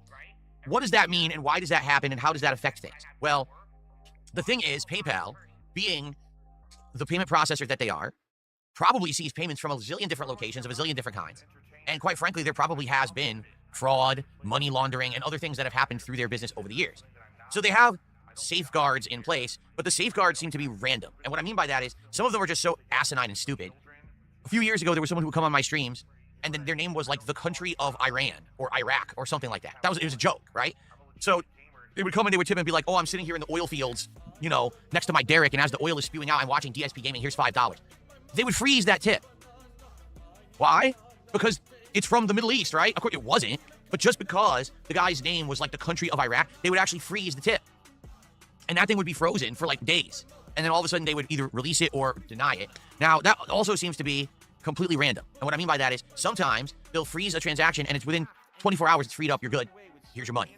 Sometimes they'll sit on it for weeks. I just had, during my day off, 5 tips that had been frozen over a month ago were finally cleared and given to me.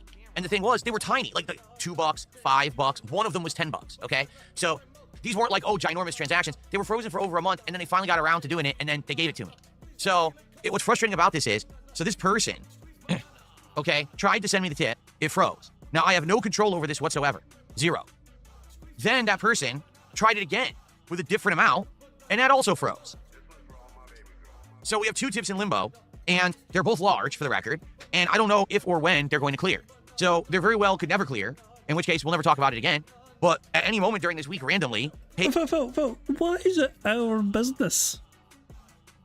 Like, why is that our business? And the fact that you have brought up means that you are now inviting more questions about it in future if you don't ever bring it up again. You know? This is nobody's business. This is absolutely nobody's fucking business whatsoever. And yeah, so Queen Crusader's wondering if ICU sent $120 twice. It sounds like it. It sounds like it. Oh hell, I love how I think for most content creators this is not a relatable problem. I have never experienced an issue where, like, you know, nobody's ever fucking came to me and said, oh, I couldn't send you money because it was so large, PayPal froze it. That's never happened. You know what I mean? Like, I don't think any of our content creators could relate to this problem that Phil has with his bizarre audience doing these sort of things. PayPal could decide to unfreeze these tips, and if they do, I will count those tips towards whatever particular stream is happening when the tips unfreeze. Or, let's say it happens during off hours. What if it unfreezes overnight? Then I'll count that towards the next stream that I stream. I'll announce it there, and we'll get it on the leaderboard or whatever. Because I'll tell you right now, it's enough to hit a goal instantly. Okay? So, we'll see what happens. that could help this week for us to hit our goals and get DSP tries it a little quicker, or it could just stay frozen indefinitely and there's nothing I can do about it.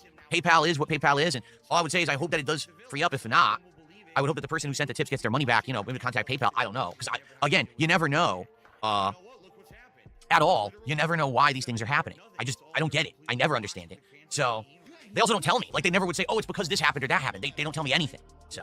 Well, PayPal don't need to tell you that. That is entirely their own. Like, PayPal is essentially it's a payment processor, so they're gonna have checks in place to make sure there's no fraudulent activity happening. And they're not required to tell you why they do these things or hold these things. They're the payment processor. It's up to them to kind of, look after their own interests, essentially. Oh my, Jesus, man, I don't know. It's very possible, of course, that this person has given you so much money in a short span of time that maybe PayPal smelled there was something suspicious about it. Maybe it's one of your dents which has a stolen credit card. I'm just voicing random theories out here. They might be plausible, they might not be plausible. All I know is that this is nobody's fucking business, Phil. You are making it our business by talking about it, but you should not be talking about it whatsoever. The fact, the fact that you brought it up on stream in the first place on Friday night is kind of scummy in my opinion. Because that is something that you should have addressed privately with the individual themselves one-to-one. It is no one else's business.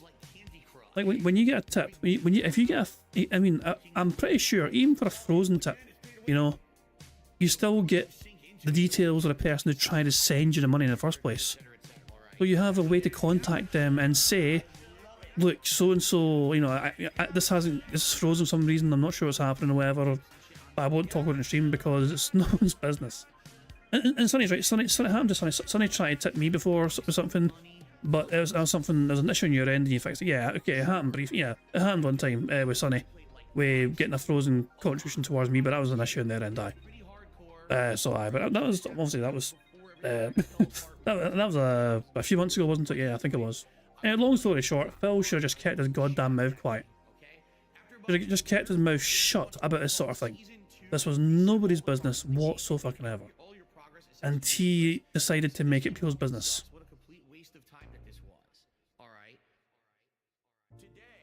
Wait, why is Phil quiet all of a sudden? What happened here? I pressed play on Phil and he's all quiet. Hold on. Wait, hold on. Things are happening. I don't get it. I never understand it. So, they also don't tell me. Like, they never would say, oh, it's because this happened or that happened. They don't tell me anything. So. Oh, it's on Phil's end. I thought it was me for a second. Was my mic just muted? What just happened? My mic was muted for a second, right? But I didn't touch it. Whoa, some weird stuff was going on there. Now my mic is working through the third-party app. At first it wasn't, so that might be why my mic was sounding different. It wasn't using any of the filters or anything that I have in place. Let me now check. Okay, so now the filter should be in place. How does it sound now? Does it sound like it should? Who fucking cares? That was bizarre, because the mic was working, but somehow the filters weren't. All right, should I test something here? Let's see here. Nope. All right, so now. Nope. I'm going to close this app. Okay, I've closed the app. The mic is still working, right? Does it sound the same or did it change? It is working. You might not have actually closed. Sometimes when you close an app on your computer, all you're really doing is minimizing it. The app might still be running, in the system tray. Not trying to sound smart or anything, but from my experience anyway, sometimes when you think you're closing an app, you're not really closing the app. And now does it sound okay? Now let me open the app again. Who fucking cares? Let's see if opening the app mutes the mic. This is bizarre stuff.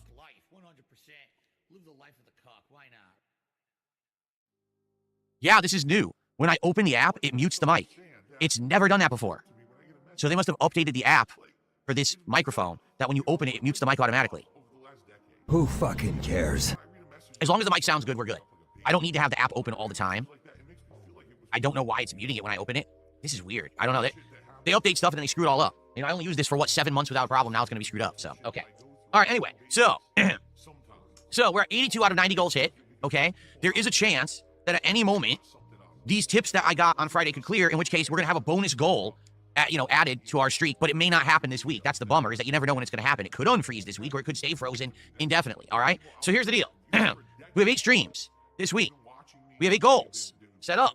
So if we hit a goal every stream, that means that we'll be doing DSP Tries It when I return on Saturday, okay? Because I'm off Thursday and Friday of this week. Now, DSP Tries It would be shake and go. So you know all the deets. You know all of that. If we hit more than 1 goal on a particular stream, then we could actually do DSP Tries It on Wednesday. So it all depends on how things go with support this week. Do you want to see me try a local place that sounds like it has really good food and stuff? Or are we going to have a horrible week? A horrible non-supported week? I don't think that's going to happen. But you guys have supported me so well recently. I'm incredibly grateful. Thank you so much to those who come by, engage, and support my content every single day. And burger.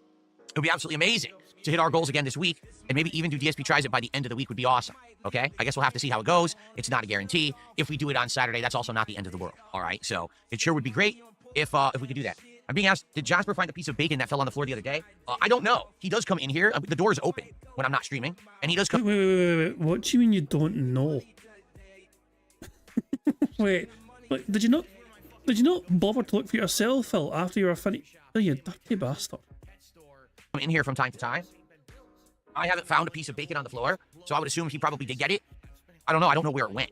So we're talking about the DSP Tries It on Friday. I tried Ballpark Bites, which is a tie-in from the Major League Baseball, organization, and IHOP restaurants. IHOP is International House of Pancakes. They're making these like hot dogs and sandwiches, but they're branding them MLB and selling them via a ghost kitchen through delivery apps. So we tried that on Friday. It definitely was unique. One of them was actually quite good. One of them was bad, and one thing was just kind of okay. So give that a look if you haven't seen it yet. Over on DSP React, you might want to check that out. I thought it was a good episode. Yeah, I don't know about you. I haven't looked at it, so I have no idea if anyone even watched it. So how many views does it have? Like 100, maybe 200 views? Probably. Anyway, okay, so please, let's get some support going today. Let's get our first support rolling in, shall we? Let's get our first super chat. We don't have one yet. Let's get our first membership. We don't have one yet. Let's get our first sub of the week over on Kick, because we don't have one yet. Who fucking cares? What we do have are a couple of tips. So I know that my PayPal works. Let's shout out these tips. Someone insulted my looks right away, so I'll go ahead and ignore them. And then we've got another troll. So all right, we have nothing. Burger. We have no support, because the first 2 pieces of support are trolls who I refuse to read. So who's going to be the first super chat? Who's going to be the first tip that's not Olympic loser? Who's going to be the first member, and who is going to be the first sub? Let's find out. Let's get some support for the streams. All right, let's do it. Come on. All right, now. Yesterday was a good day for me. Yesterday, I spent some time with my wife, which is always appreciated. We went out and did a few things together. Did a little bit of shopping. Got some stuff for the house, which was nice. Also did our grocery shopping. Had a good meal out. We actually went to this pub-like restaurant. We got a giant pretzel. A huge, fresh-baked pretzel. You tear it up and you dip it into various dipping sauces, like a beer cheese and a spicy mustard, and it was quite good. So we had some fun out yesterday. That was nice because, we haven't actually had a nice day out in a while. We had a nice day out together, and it was very, very enjoyable. Also, the weather wasn't hot. It was cooler. It was cloudy most of the day. A little bit of sun, but it wasn't, like, overbearing heat. There was no rain. So it was actually a nice day out. It really was. Who fucking cares? Outside of that, I don't have much else to talk about. I pretty much, disassociated myself with the internet just to have a nice day with my wife. So that was a good thing, If I paid attention to all the nonsense going on every day on the internet, particularly with certain parties, I'd probably, lose my mind, be in a padded room. I want nothing to do with these people. So I just ignore everything on social media. So you ignore them, and yet you address them, showing that they're never at your mind. You're not really ignoring them. If they're constantly on your mind, you're not ignoring them. Everything everywhere. I just have a nice day out, and it was well deserved, after a full streaming week. And I'm back, and I'm, ready to do a shorter week, but a fun one. 8 days of variety is pretty cool. Excuse me. 8 streams of variety is pretty cool. I don't know if I've ever done that before. Played a different game every single stream in 1 week. So there you go. Jalen, how are you this morning? Good to see you. Did the pretzel have some salt on it? Or sea salt? I don't know if it was sea salt. It had some salt. I don't know if it was sea salt, but it had salt.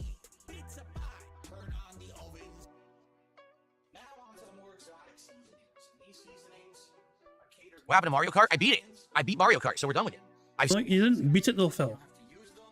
Phil has Phil put his story mode in Mario Kart. It was over pretty quickly because it's a short fucking campaign thing. He played the Grand Prix mode, and he played that repeatedly, over and over again. Phil has, in my opinion, Phil has around a 1% win ratio in the Grand Prix mode of Mario Kart. Also, Phil never unlocked mirror mode. So he never really completed a game properly. But he just didn't like losing all the time, basically. It got to him. And the very last time Phil played it, he actually won it, and so Phil's going to try and go out in a high. So there we go. Roadside Phil's in the chat saying, Jad, I listened to Diddy's clip, I'm dying. Is it just insufferably boring? So I've not seen Diddy's clip, so I'm not sure exactly what you're referring to, but Phil is bored as hell today. Phil's basically just saying, wow guys, look how much variety I've got today. Because I'm playing 8 different games and 8 different streams. I'm super duper variety. Like, there's not much to really... There's not much gold so far from Phil today. Seen all the content that has any meaning. Oh, the PayPal stuff, yeah. Phil was talking about PayPal, saying to somebody, yeah. So Phil has 2 big tips that are on hold. And Phil's like, well, I don't know what's going to happen with them, you know what I mean? He seems to be very unsure about the certainty of these tips, you know? But aside from that, it's been nothing of substance whatsoever. And there's no reason to ever play it again. You know? That's what it is. I mean, I beat everyone, including my detractors who tried to stream snipe me and prevent me from winning, and I won. So that was it. Big W. All done with that game. Nothing else to do in it. Well, Phil, you lost about fucking 998 other times. So you played the game 1,000 times, essentially, and you won 2 races. Wow. 1% win ratio, Phil. Congratulations. Okay.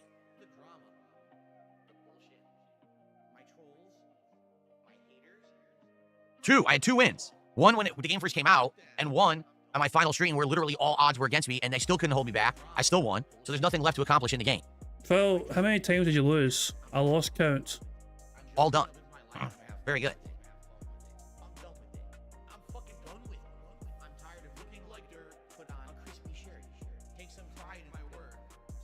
What's going on, NCU? How are you, man? Good to see you. What are my thoughts on PlayStation putting games on Nintendo and Xbox? I don't care. NCU has turned up. NCU 1000 is in Phil's chat. I have a feeling that a whaling is imminent. I don't care about that at all. How do you beat Mario Kart? You do everything in it. The day it came out, I unlocked all the content in 3 hours. I beat every stage on the hardest difficulty. Then I started playing the online play, and relatively early on, I won a match, a knockout tour, but it didn't feel rewarding because there was a lot of bots in that lobby and everything. You know, after a month and a half of the game being out, and literally every time I played it, stream snipers would join my lobbies and try to only mess with me. Like, they would literally drop back on purpose to go behind me and then all hit me with items at once. Why don't you back it up with a source? My source is that I made it the fuck up. Still won. So once you do that, it's like, wow, I still beat them all. There's nothing they can do to hold me back. It's an allegory for real life, and I'm done with it. There's nothing else to do in the game. Like, there's really nothing to accomplish. I've unlocked all the cards. I haven't unlocked all the skins, but that's just collecting food bags. Who cares about that? I've seen all the tracks. I've done everything. So mission accomplished, 100%, full-on platinum, all achievements achieved, done, move on. That's how it works. But you stopped playing the game because you didn't get money that you wanted. That was the reason why you dropped the game.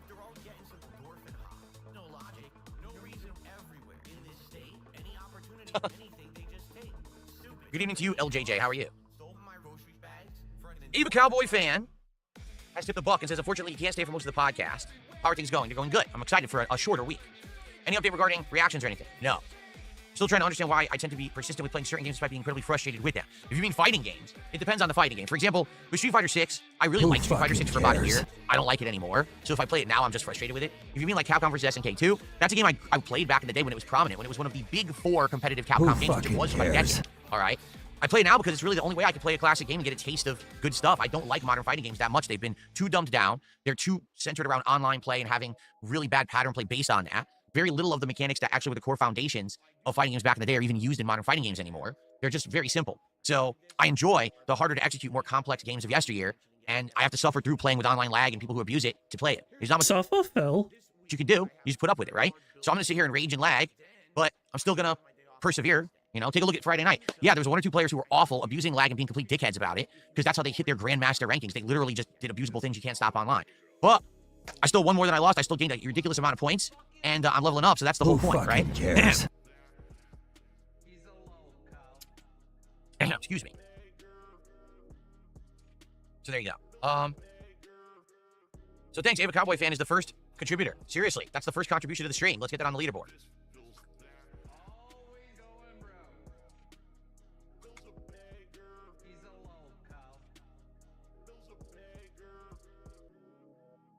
Okay, let's see here.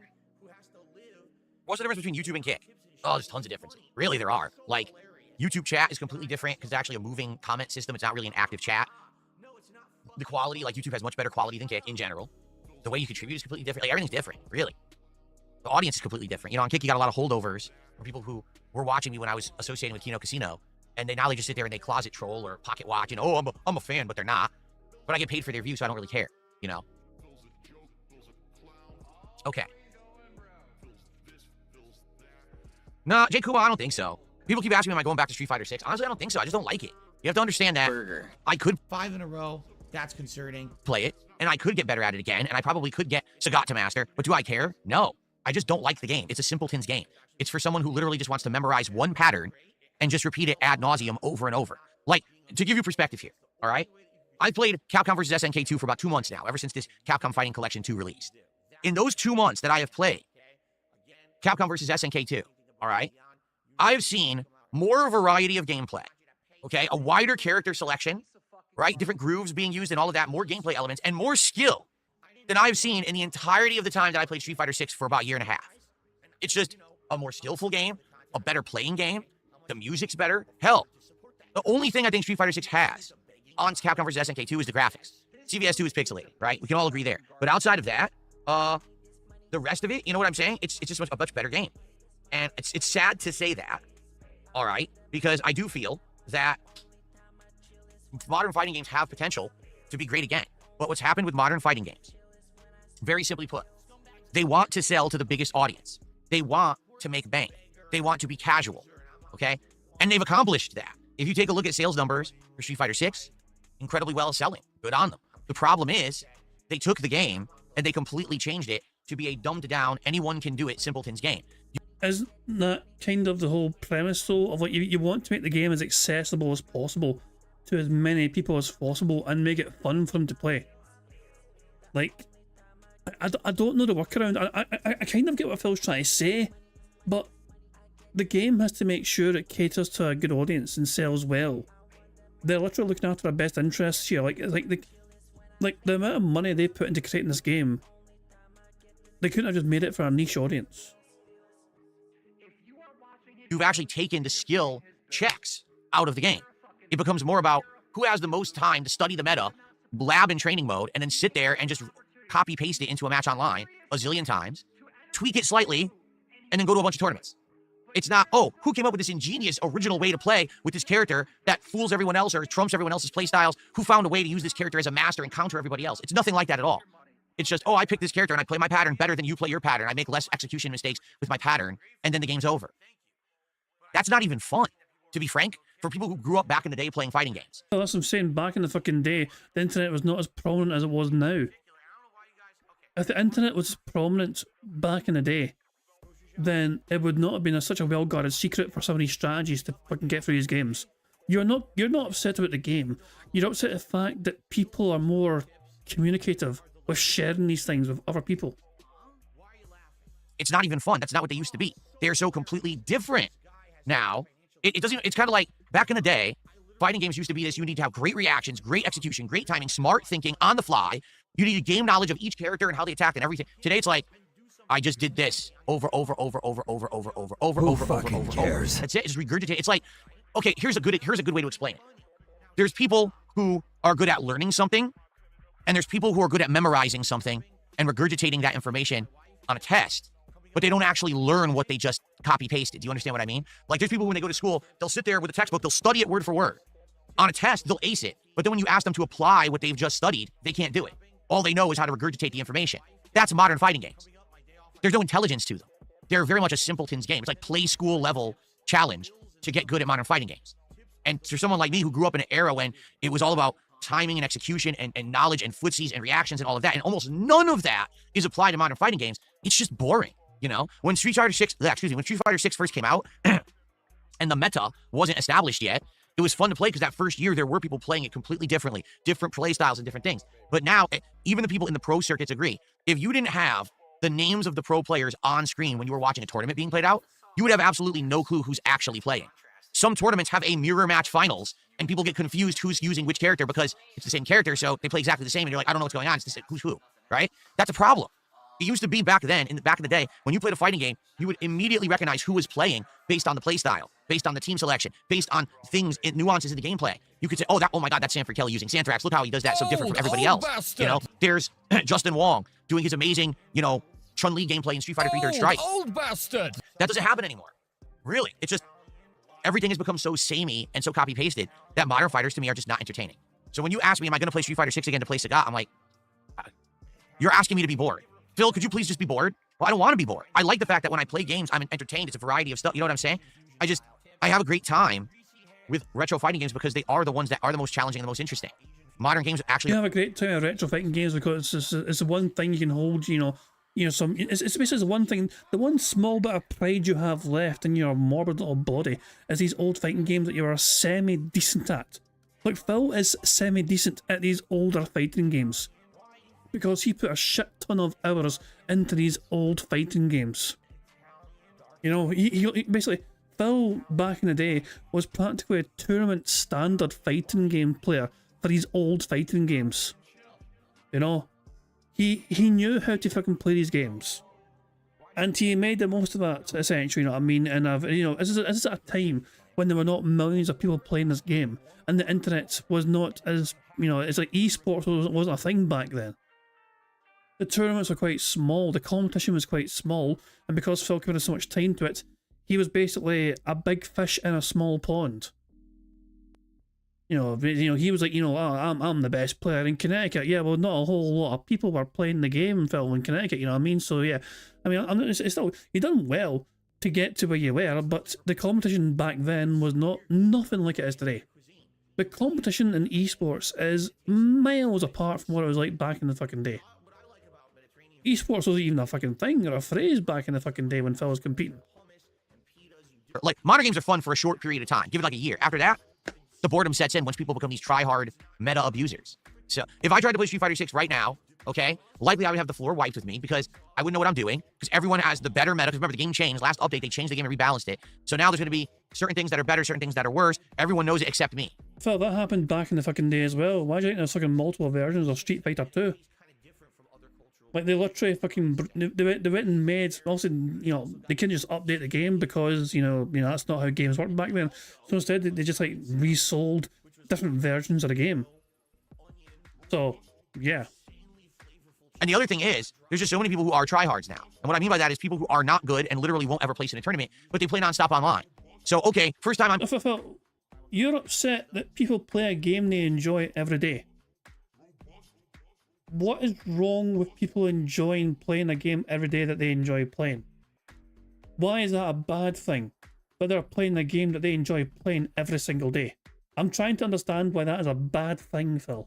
Playing in 6 months, let me jump online. My God, every single person I play knows everything about the game, every nuance. What the fuck is wrong with you? Why did you waste your time? You're never going to win. You're not going to join a team. You're just try hard. They just enjoy playing the game. Phil, why is this a bad thing? Just because you lack the ability to hang with them doesn't mean it's their fault you lack the ability to hang with them. You try so hard, but you're never going to make it. So why did you waste all this fucking time? Look who's talking. Look who's talking. You try so hard, you're never going to make it. Look who's talking. Well, you're fucking like, why did you compete in Street Fighter back in the day?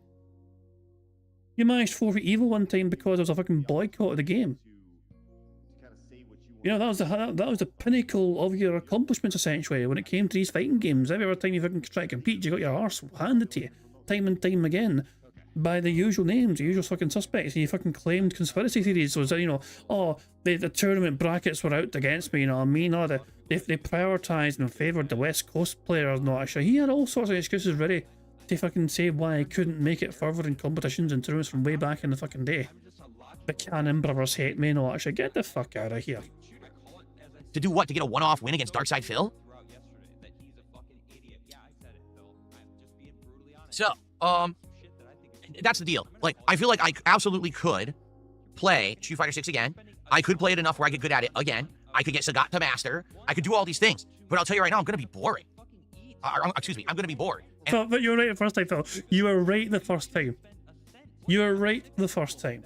Master, I could do all these things. But I'll tell you right now, I'm going to be boring. Mm-hmm. Some things never change. Excuse me, I'm going to be bored. And it's not going to be entertaining or fun. It's just going to be annoying.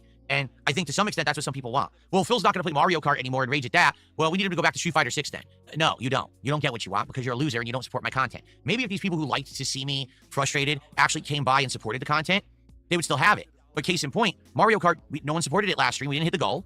So I said, I'm not doing it anymore. And all of a sudden, all these people start crying, oh, he's not playing Mario Kart. Well, you didn't support it because you're stupid. You could have had your content farm that you love. If you just supported the stream, I would have kept playing it, but you didn't. You're a dunce. You're a no-load. You could have had what you wanted, but you actually had to open your wallet to get it, and you refused, so now you don't get it. Now I move on to other things that I like. That's how the world works. I'm in control, not you see? Funny how that works. So, but Phil, you just admitted that you're not in control because basically the games you play are determined by how much money people want to give you. You're literally saying that the games you play on your streams are determined by how much money goes into your pockets every stream. So how is that you in control? That's not you in control. That's the money in control. So, yeah, that's just you admitting that you're not in control whatsoever because you're being a paid shill. That's an incredibly spicy rant, by the way. That's a great little rant. You'll see that in Compilation's clip. I guarantee you that. That'll be rant there, huh? I feel like rewinding this rant, just for full context. This fucking bizarre copium rant where Phil is the master of his own fate, despite the fact that he can't rely on people giving him enough money just to fucking, you know, play games. Like to get a one-off win against Darkside Phil? We'll play it from here. So, that's the deal. Like, I feel like I absolutely could play Street Fighter 6 again.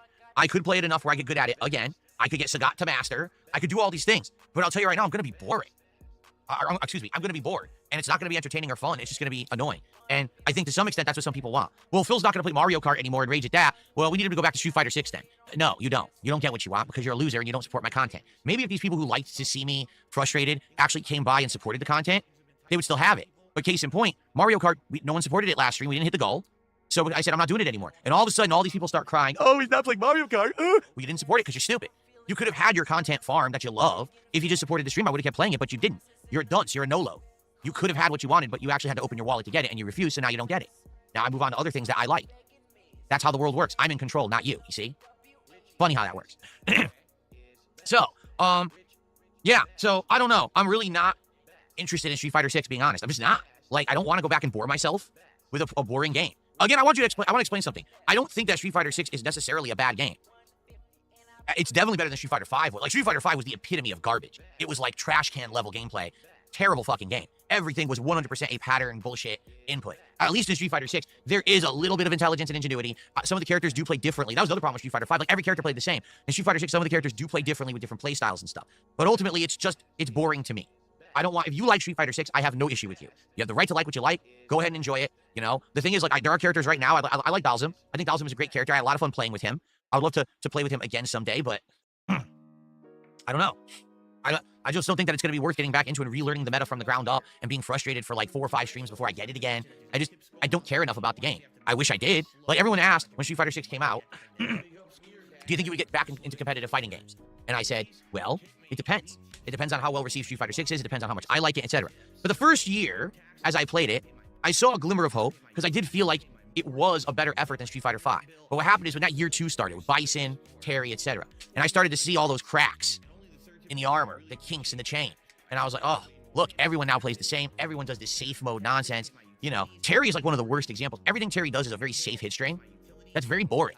There's nothing interesting to Terry Bogard gameplay. It's just, here's the hit string that's safe, just do it. Oh, here's the move that's safe from that distance, just do it. No ingenuity, no intelligence. Just oh, now's my time to paste this. It's like everyone has control C to all his tactics, and they just wait for the time in the match to go control V, control V, control V, control V, right?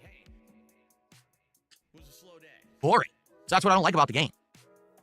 Okay, Princess Luna with our first super chat of the day, $10.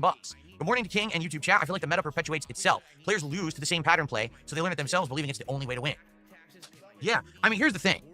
You gotta wonder, is it the game itself? Is it the fact that today everything is online, so everything is immediately known by everyone the moment that it's discovered, it's shared? Could that be the problem? You know, here's the thing. You take a look at CVS 2. Well, I've been playing CVS 2 for 2 months. There's been a lot of content of CVS 2 on the internet because the game has been out for modern audiences. You actually have a platform to play it now instead of just emulated on, say, you know, GGPO or whatever it is. Fightcade. It's emulated on Fightcade, right? But not everyone plays the same. Not everyone copy pastes. There's ingenuity. There's difference in gameplay styles. Why? Because it's rewarded. If you play CVS 2 differently, chances are your opponent won't know how to face it, and you might get the win. For perfect example, Friday night, my last match was against King Crimson, who's a viewer of mine, and he's a grandmaster in CVS2. When I faced off against his Sagat, I've seen his Sagat a million times. I'll beat Sagat. I know his game. Member bomb.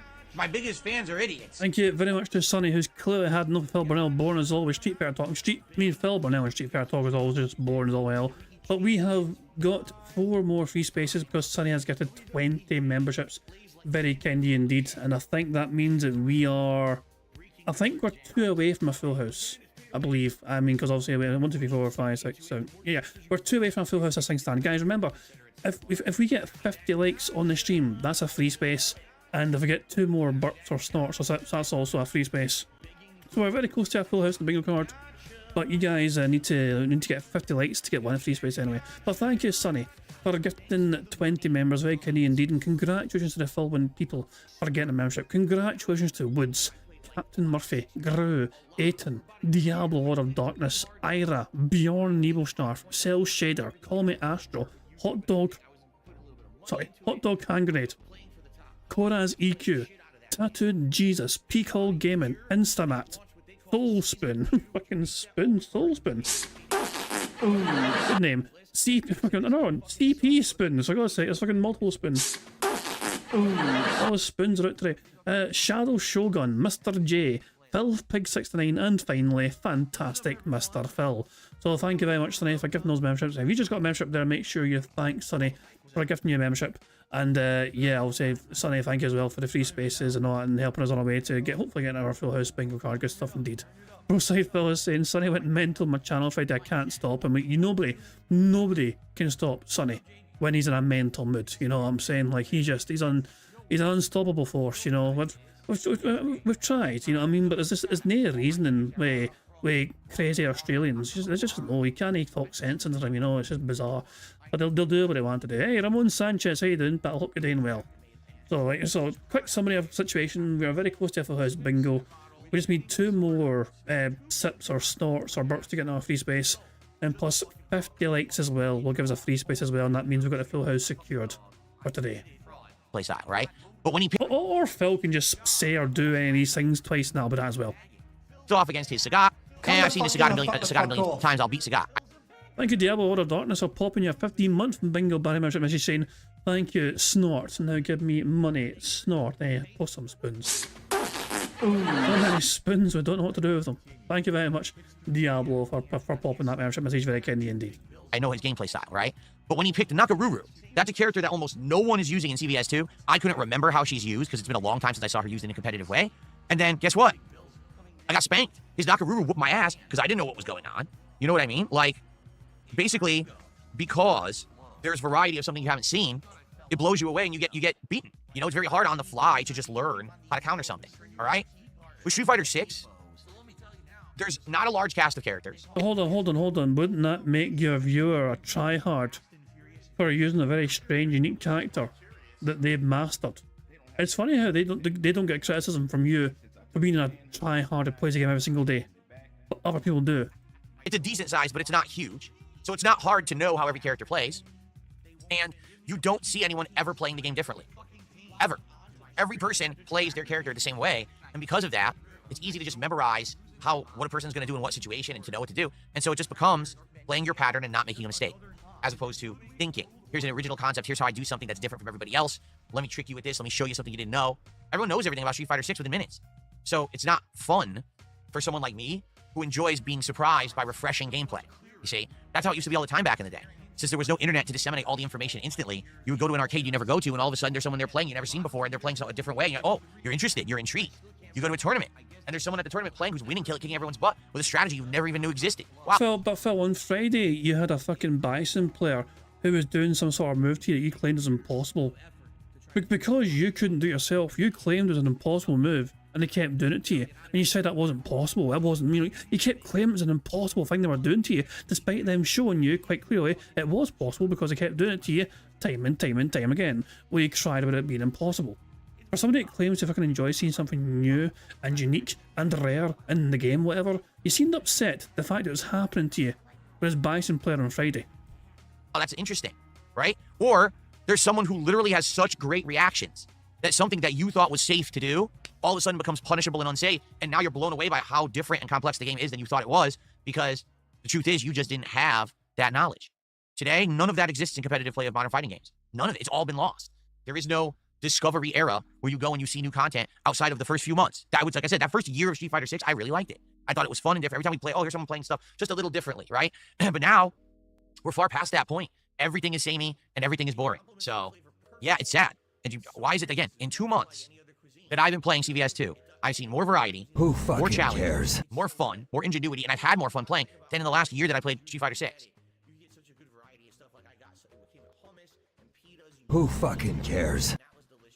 Jane says he's done playing Street Fighter 6. He always ends up just fighting Cammy Ken and So that's not Jade. That's not our Jade, I think. I don't think it's our Jade. No, yeah. So yeah, I think this is Jade in like the kick chat. This is not Jade, you know, wheelchair Jade. No, it's not them. They're not here yet, I think. I don't think they're here. Just to clarify, it's not our Jade. Says he's done playing Street Fighter 6. He always ends up just fighting Cammy Ken and Akuma. He says, I feel like your fans don't want to see you play Street Fighter 6 anymore, but I am loving watching you play CVS 2. Yeah, I'm telling you, there's two groups of people who want to see me play Street Fighter 6. The first are likely those people who were here that first year of 2023 to 2024 watching me learn and play Street Fighter 6, because remember, I hadn't played fighting games seriously in a long time. Who fucking cares? And then coming back and showing that I could actually get good. Remember, every character I liked, I was getting master with. And everyone was like, oh my god, I can't believe Phil's doing that. You know, previously he was... Oh, hang on. That camera was saying that was our Jade? You saw our Jade poster? Hold on. I'm happy to go back just to kind of verify. If it was our Jade, I'll count as a free space. 2 seconds. So 12:24. Hold on. So in the rewind. Yeah, you're right. Yeah, it was our Jade. It is. So in one day, I love SF6. You watch. I done play SF6. You always fight Kamis, Kens, Akumas. I feel no fan watch you play SF6, but I love watch CVSK. That's the Phil message. I mean, technically that is Phil addressing Jade and saying hi to Jade because he's reading his message in the chat, so... Squeak, squeak, free space. There we go. We get a free space because of that as well. Excellent stuff indeed. Let's go back to where we are here. Hold on 2 seconds. you might be lurking, but you're watching. No skimping free space. Hey, I tell everyone on a regular basis, please let me know. I don't try and miss things. It looked like it wasn't our Jade at first because I didn't see his message in the chat, but I didn't go back far enough. You know, I didn't realise that Phil was so behind essentially in the chat. So I'm so glad you caught it. I was happy to have been proven wrong. Thank you very much for doing that. It means we are one away from a full house. Yeah, we just need Phil to say and do while he's following things, or we need him to sit one more time, or we get 50 likes. But I'm pretty confident we're going to get a free space here. So one way or another, we're going to get the full house today. We Phil probably give us a free space, if not do one of these things before he does that. He says, I feel like your fans don't want to see you play Street Fighter 6 anymore, but I am loving watching you play CVS 2. Yeah, I'm telling you, there's two groups of people who want to see me play Street Fighter 6. The first... I'm speaking of devil in the shower here.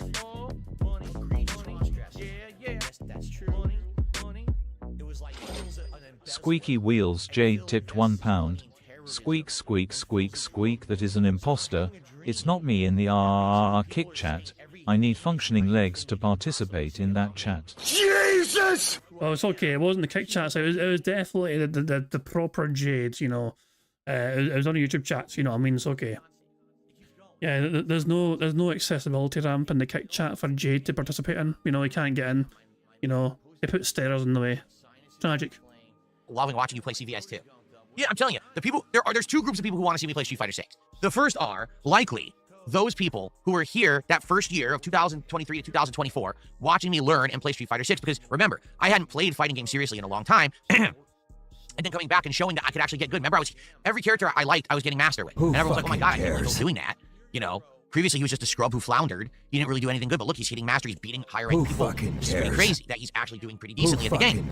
And it kind of showed that if I really want to and I apply myself, I could do well at the modern stuff. Why don't you back it up with a source? My source is that I made it the fuck up. But then I got bored of the game, right? So I do think that there is a group of people... You didn't get bored of the game. You hit a fucking skill ceiling, you know what I mean? Basically, you fucking came across players who were at least as good as you were, and you couldn't really make proper progress. Look, you got to Master in the first place not because of ability, but through attrition. You have a barely over 50% win-loss ratio playing competitive Street Fighter 6. You are barely above average, Phil. If we're saying 50% is the average mark for being good or bad at Street Fighter 6, you are barely above average at Street Fighter 6. And even bad players, through attrition, sheer attrition alone, can get to fucking master rank, because even when you lose, you're given points. You don't lose points. You're given some points anyway. It's just not as many. You can't just, also, you can't lose every single time. You'll never get anywhere, but you still get some points in a manner of speaking. You'll still make some progress in a manner of speaking. You know? And it's essentially, it's not rewarding skill. It's rewarding skill to a certain degree, but it's also just rewarding time and perseverance to get to master. People who are from that first year of Street Fighter 6 watching, and they're like, man, I wish Phil would just play Street Fighter 6 again because that was enjoyable. And remember, there's actually a higher level. There's a higher level you can get to. Master's not the top rank in Street Fighter 6. There is one level that's higher for the super duper elite players. Where Justin Wong's and all that shit fucking got there, but Phil couldn't even dream of getting to that level. I can't mind what I think that was it Legend? I can't mind what the rank was called, but there was one level above Master. And it might have been Legend, I'm not sure. But Phil couldn't get anywhere close to that. But then, like I just mentioned, there's the other group who are the people who just want to see me fail and rage at stuff. Now, I was, raging at Mario Kart World for over a month, and that's over with now. I'm done with it. I'm not playing it again. I've done everything We've won. Phil just had a belch there, and that gives us another free space, which means we've won. That is our 10th free space, and that is secured as a full house on a bingo card, because we only needed 10 spaces, and Phil bucked his way to glory. Burger. There we go. Full house. Oh boy, how exciting. Anyway. We have a Dent King bingo background image for our show today. Good stuff indeed, but there we go, a Dent King. He's putting the pig noses on his audience today. I'm telling you, NCU is going to wail out. So NCU is in his chat right now on YouTube. I don't know why he's biding his time, whatever, but he's going to be the person that's going to give Phil hundreds of dollars today. I'm calling it now. It probably happened during gameplay, I don't know. So of course we won bingo there, which means we add $10 to the bingo prize, and excellent stuff indeed. How many full houses have I had this month? I've lost count. We've had streams where we sometimes had 2 or 3 full houses on a stream. It's just, I literally have lost count. But yeah, it's been a very good bingo month for sure, indeed. No denying that. And but still, we'll say, we only have 3 more bingo days to go. Remember, Monday, Tuesday, Wednesday will be the last bingos that we have. And then I'll stream on Thursday as well. We'll go over some of Phil's antics, whatever, and then we'll do some marbles. And then we'll pick a winner for the month of July. But obviously, before then, we'll still have some more bingo and to do between now and then. So good stuff indeed. Anyway, we're victorious in bingo. Happy days indeed. Is there anything I assume for the future seers, for the people that have seen the future, is there any good gold dust to gain from this, or is it just boring shit as usual? I mean, we could just kind of watch the rest of his copying session about how he could be good at Street Fighter 6 if he wants to be. But I assume there's nothing of substance. Yeah, just boring stuff, says Sunny. He retcons empty boxes. Oh, that's interesting. We might try and catch that then as well. If you have a rough timestamp, I don't mind going to that. I've beaten my detractors at their own game, so we're done. So now it's like, well, what's next, right? Well, they want something else that's going to be rage-inducing and they can see me be frustrated at, and they can clip farm and make meme shit out of. So they're trying to find something new, and they're like, well, can you go back to Street Fighter 6 because we know he'll suck at that because he hasn't played it in so long, right? Well, no, I don't really want to. I don't. I think I would much rather play the classics and continue to get better at them. Because here's the thing is, oh, well, there's no point because the classics aren't going to stick around and they don't matter. Yeah, but I'm not playing Street Fighter 6 in a tournament. Get it? Like I've said this a million times. I have no aspirations whatsoever to leave my streaming office and go out there physically to a tournament and play people. I don't care. Those days are long gone. The days of bragging about my ability in Street Fighter and measuring the length of my ASCII code e-penis because I placed top 3 at a tournament, it doesn't matter. And yet you'll brag about how you're the Super Mario Kart king because you came first twice out of like 1,000 times. I'm not going to join a league. I'm not going to get recruited by a team, an esports team. I'm not going to go to EVO and all the qualifiers for the Capcom Cup and fly all around the world to grind it out for spots. I'm not going to win prize pots. I don't care. You get it? I could do all of that if I really aspired to. No, you couldn't. Phil, no, you couldn't. No, you could not. No, you could not. Phil, you cannot hang with that crowd anymore. Those days are long gone.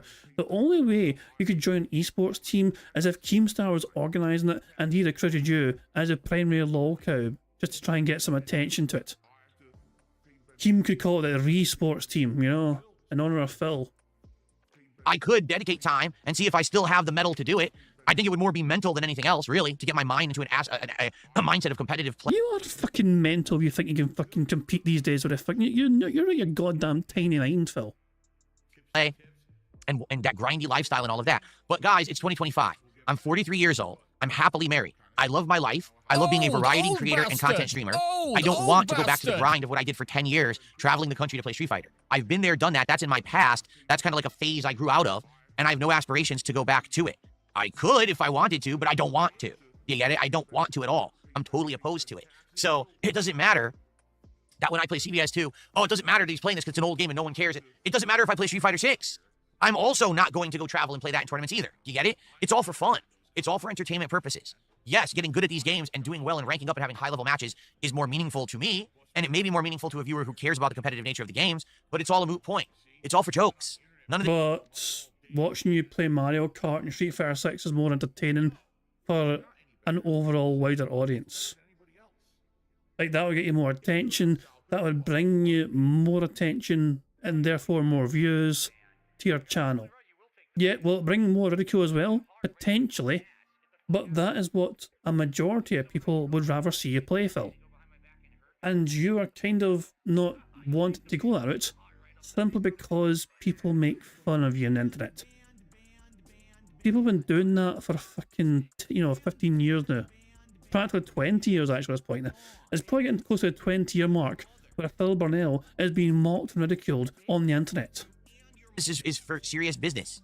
I'm not in the FGC. I'm going to repeat that. I'm not in the FGC. I don't want to be a part of the FGC. A lot of things about modern FGC, it's pretty fucking stupid. Lame. Wimpy ass bullshit. Whining.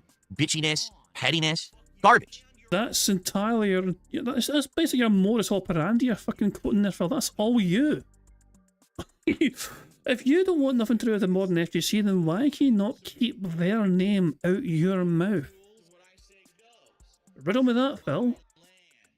You know, the people in the modern FGC today, some of them are quite good. Some of them are nice people. And there's others that are the biggest fucking bitches I've ever seen. They would never be able to hang back in the day, 20 years ago, when you went to an arcade and you had people talking shit in your face.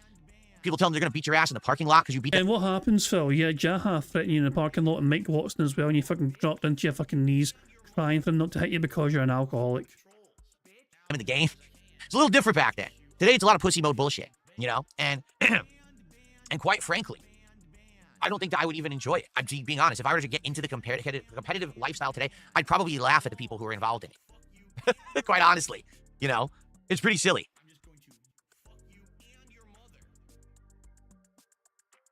I love how there's a Kick user whose name is just Patrick Thumb. his username is Patrick Thumb. And of course, our messages are just Patrick putting a thumb down. I just love that as a username. There's a message, Phil, here. I got a message here from somebody from your not too distant past here. You know, he's got something to say to you, Phil. Yo, Phil. Yeah. Shut the fuck up. Nobody wants to look like you, dude. I mean, you're a fucking snitch. Everybody hates you. Who would want to... Oh. Nobody wants to look like a snitch. Nobody fucking asking, dude. You're ugly ass, getting shot down left and right. Nobody wants to look like you. And we don't give a fuck about you, motherfucker. Ain't nobody trying to look like you. Shit. That's what I'm So DSP, shut the fuck up! Alright, you notice Ben's respectful and you're not. Shut the fuck up! It's been 6 months. God damn, dude.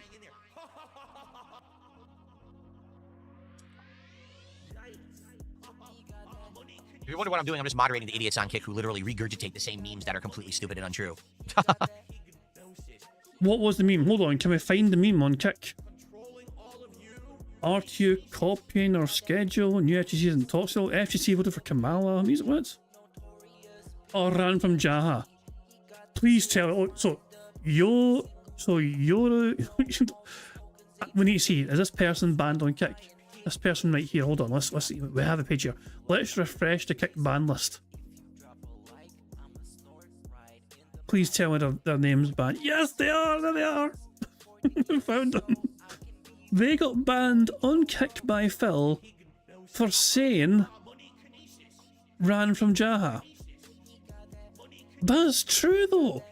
Well, you didn't ran, you dropped to your knees and begged for forgiveness or whatever. Jesus, man. Icy Bob 90, Phil, that was you. You used to do that to everyone. Did he get banned as well? Not sure. Icy Bob didn't get banned somehow. I don't know how they managed to avoid that one. Oh hell. But maybe there's like other ones that came in that, you know, just, you know, people crying in bathrooms. Made in the virtual real. People crying in bathrooms. That was also, Mike Watson said that about Phil as well. Crying in a bathroom, whatever. They managed to avoid a ban. You quit down anytime you're confronted, Phil. Don't act tough. That was the Enclave, and the Enclave was banned as well, yeah. So they got banned. So basically, these two are banned by Phil. That's what Phil was doing, banning these people at a time. Jesus Christ. Oh, it's glorious. It's glorious. Well, they got banned as well, but later. Like, I'm looking at the timestamps on Kick. Oh, sorry, wrong page. Wrong page. So, yeah. So, for this moment in time, Yorichi, these two here were banned at this time, 8:29, which is what Phil was doing. He banned them then. And like 6 minutes later, Nightman was banned. 7 minutes later, Cold Blood was banned. And then Jaden as well. So these guys are banned afterwards, you know. But at first, though, like, these two are banned right after that story that we just heard. Let's go by the timestamps there. So yeah, that's what I was going by. Jaden didn't get banned for anything he said there. He gets banned like 6 minutes from now for something else that we don't know yet. If you wonder what I'm doing, I'm just moderating the idiots on Kick who literally regurgitate the same memes that are completely stupid and untrue. Right, any more gold dust to be gained here? Basically just a Q&A session now. Fast forward, I know, yeah. Jason Street Fighter 6 was the first Street Fighter he played. He had watched me play. Who cares? Who cares? Who cares? Who cares? Who cares? Who cares? Who cares? Completely clear. If you spend all your time playing Street Fighter 6 or another fighting game, this is all you do, and you're a tryhard who literally just sits online regurgitating a pattern over and over, and you're grinded to master, but then you don't take that and apply it to the tournament scene, you have completely wasted your fucking time. Because that's the point of competitive play in a fighting game, is eventually you're hoping that you're going to go somewhere with it, and maybe you could win a tournament, you could place, you know what I'm saying? So people who play games for the enjoyment of playing the game are wasting their time if they don't apply that to a tournament standard. Enjoyment of a video game does not apply if you play it every day and are good at the game. The competitive nature is for that reason. If you literally spend an insane amount of time playing fighting games and you never actually go to a tournament and do anything, you've wasted your life. That's the truth, okay? Me, I play fighting games, what, once a week? Twice a week tops? I'm not wasting my life. I only play them a few hours. There's people who are literally sitting there grinding away online endlessly, and they don't do anything with it. You're a nobody. You're a never was. No one cares. The only person that cares is you. Right? It's like the angry video game nerd used to say, the only one you're hurting is yourself. It's you against the Nintendo. No one cares but you. No one cares that you're a tryhard who sits online and wastes your entire life away playing this fucking game, but you don't do anything with it. You're the one wasting your time. And then someone wants to just play casually, can't do it, because you're the idiot who wasted your life grinding away, memorizing the pattern. You're not smart, you're not good, you're dunce. You're the loser in the situation. This is all because he gets beat sometimes playing this game. Because he loses sometimes playing this old game, his ego can't handle it, and he needs to fucking make them the loser because they beat him, because according to him, they only beat him because they play every single day, non-stop, 24/7. This is incredible copium going on here. Anyway, so yeah, I really don't think I care anymore about Street Fighter 6. I'm not saying absolutely positively no or never. The better way to say it would be never say never, I guess. But right now, I just don't have any plans to go back to Street Fighter 6. I don't. I haven't played it in months. No one seems to really care. It's not missing. It's not like, oh, Street Fighter 6, oh, there's a big gap now in my schedule and everyone's sad that I don't play it anymore. It couldn't be further from the truth, right? We're doing tons of fun stuff that people are enjoying on a daily basis, right? Everyone's having a great time. Everyone's enjoying the variety of content that I'm putting out. Why don't you back it up with a source? My source is that I made it the fuck up. In fact, I mean, take a look. I'm playing 8 different games this week, and none of them are Street Fighter 6. It's not like we're lacking for content and everyone is sad that I'm not playing it. If anything, like I said, there is a small group of people who do want to see me go back to it because I was doing good at it, and I think that they saw that was kind of a talking point. Geez, even DSP can learn a modern fighting game and play it at a pretty good level. That's wild because he wasn't playing them for the longest time, right? But it's... would I lie? I imagine it's like breathing for you. Same time, you know that there's a toxic element. That at least half the people who want to see me play Street Fighter 6 are assholes who just want to see me fail and rage at the people who are tryhards. And what it is, they all want me to be LTG, but I'm not LTG. Like, LTG needs to play fighting games because that's all anyone cares about him doing. So he plays them and he fails at them and he rages and loses, and then everyone laughs at him, and that's where they get their fucking farmable meme material from. But for me, that's not me. I do such a variety of content, you don't see that, right? Well, we laugh at you every single game you fucking play. Like, you know, like, there's always something to laugh at you at playing video games because you're not very competent when it comes to playing video games. When a chat has to hold your hand through a game, that is something to laugh at you about. When you want the game to play itself, like Truck Simulator, where it's like fucking in cruise control, and you're not even fucking touching the steering wheel, where you just talk to your audience expecting money for a game to basically play itself, and the driving game to drive itself. Yeah, there's still reason to mock you and belittle you for your lack of competency playing video games. You're meant to be some sort of expert doing this shit, Phil. You know? And yet, we have reason to every day laugh at you just for being god-awful at video games. I mean, it's just... It doesn't matter what the game is, Phil. We'll find a reason to laugh at you. So, that's the difference here. I don't need to do crap. I don't need to shovel the shit, per se. I can do whatever I want, and it works. Okay. Cyber Elk, how you doing? €2 super chat. I've been sick the last couple of weeks. How are you? I'm doing good, Cyber Elk. I'm excited for this week, which is a shorter week, but a variety week. I really like that. And, Who cares? Who cares? Who cares? Let's skip ahead to see what's any more good questions being asked. Oh, that's a ban. I think he's banned people in Kick there.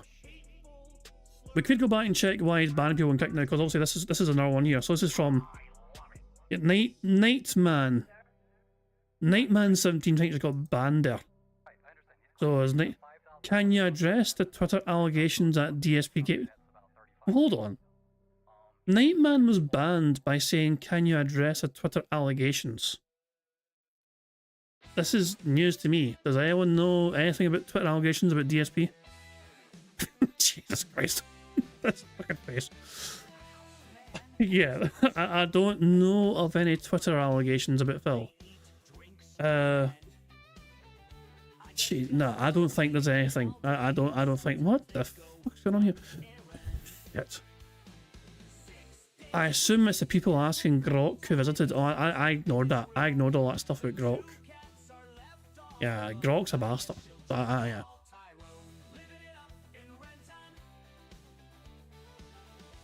Apparently I've got this to look forward to. I never sent people empty game boxes. That's a lie made up by my detractors. So where's the game? Look, Phil absolutely did send people game boxes. They didn't have the game in it because they returned the game, but they did have a signed business card, so technically it wasn't empty.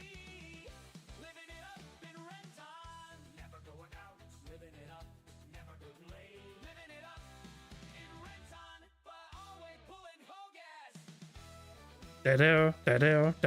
Come on, Phil.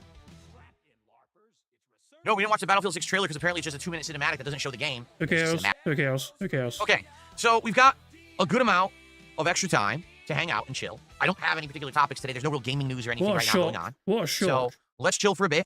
Tag me in the chat here. Let's get our first membership with DSP. Beg. Come on, what else is there? Come on, Phil, come on. I don't have any thoughts whatsoever about Review Tech USA, nor will I probably ever again. I am so far past caring about him, talking about him, informing myself about his antics. I don't give two shits. I think really when Review Tech jumps the shark is when he actually is doing such cringeworthy things like getting a tattoo of me and shit like that. It's like, that's it. That's the level where you're just done. I'm so far above and past that man. I don't ever need to speak about him ever again. I'm just completely done with him and don't give a shit what he does for the rest of his life. If I never hear about him one more time for the rest of my life, it would still be too soon. There you go. Okay, well, that's odd. Check that. Bonanza so far. So at this point, I am how many parts in? Who cares? Environments. To run up a platform and hit the ball. Skip. Ridiculous. Boring. With the level of variety. Boring. Well, I have the question, why do you have to wait over 12 hours for the game to get interesting? Boring. Every world break things, mash buttons, break things, mash. Boring. You're boring, Phil. We'll see how it goes, as we continue on. But Pokemon Z. Boring. Be so bored. Are always usually very good on this channel, so we'll see how it goes today. Right, okay, come on, Phil. Stop boring us all to fucking tears here. I'm trying to find some good interesting things that you're going to rant about next? Or am I just going to have to like tap out? Cyber Elk, the next marathon we're doing is the continuation of the Mega Man Rageathon. I had a suggestion, 12:55. We are behind live DSP by like 37 minutes. Yeah, I don't mind skipping ahead to 12:55. We'll play it from here. We're almost at 12. Okay, so good shout, Ira. Let's see what Phil says here. MJF and Becky Lynch in the movie, like they don't do anything. Literally, like they don't have any purpose in there at all. It's really dumb. All about wrestlers and movies, huh? Yeah, there were tons of advertisements in the movie. Subway is one of the prominent ones. What was the other one? There was Trojan condoms. There's like 5 actual real sponsors in the movie as product placements. So he talked about Happy Gilmore too.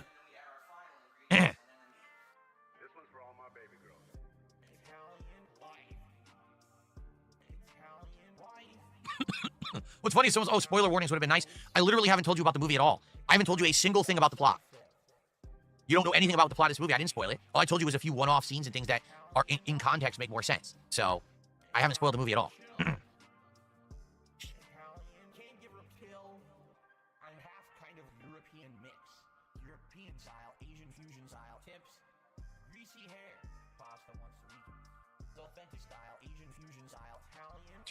I should have a Selsun Blue bottle sitting in the background. I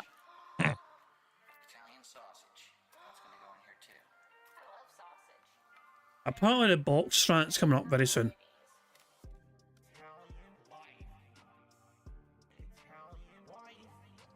Someone named Reluctant Hand Job did a $5 super chat. What a name. And they said, I'm just learning of you from documentary. So many questions. Please explain empty game boxes as prizes. Yes, I never sent empty game boxes as prizes. It never happened, okay? That's a meme that was made up by my detractors over a decade ago, and for some reason it stuck, even though it's not true at all. So I used to do something every fall. It was called the Hardcore Gaming Season Giveaway. I'm going to let him try and explain himself first, okay? Because we can very easily debunk this, but Phil, let's see Phil try and pig explain his way out of this one first. And what it was weekly, once a week for like 12 straight weeks, I would hold a contest where people would enter by posting up on my forums for something that I was giving away. And there was tons of different things that I gave away. Sometimes I actually gave away a game. Sometimes I gave away a collectible. Sometimes I'm trying to remember all the things that I gave away over the years, but it was a lot of different variety of things. But frequently, during the fall, it was giving away games because the fall was the biggest gaming season of the year. All right? So there'd be games coming out non-stop. And so, for example, let's say I played, I don't know, I'm trying to think of a game that I played like back in the day.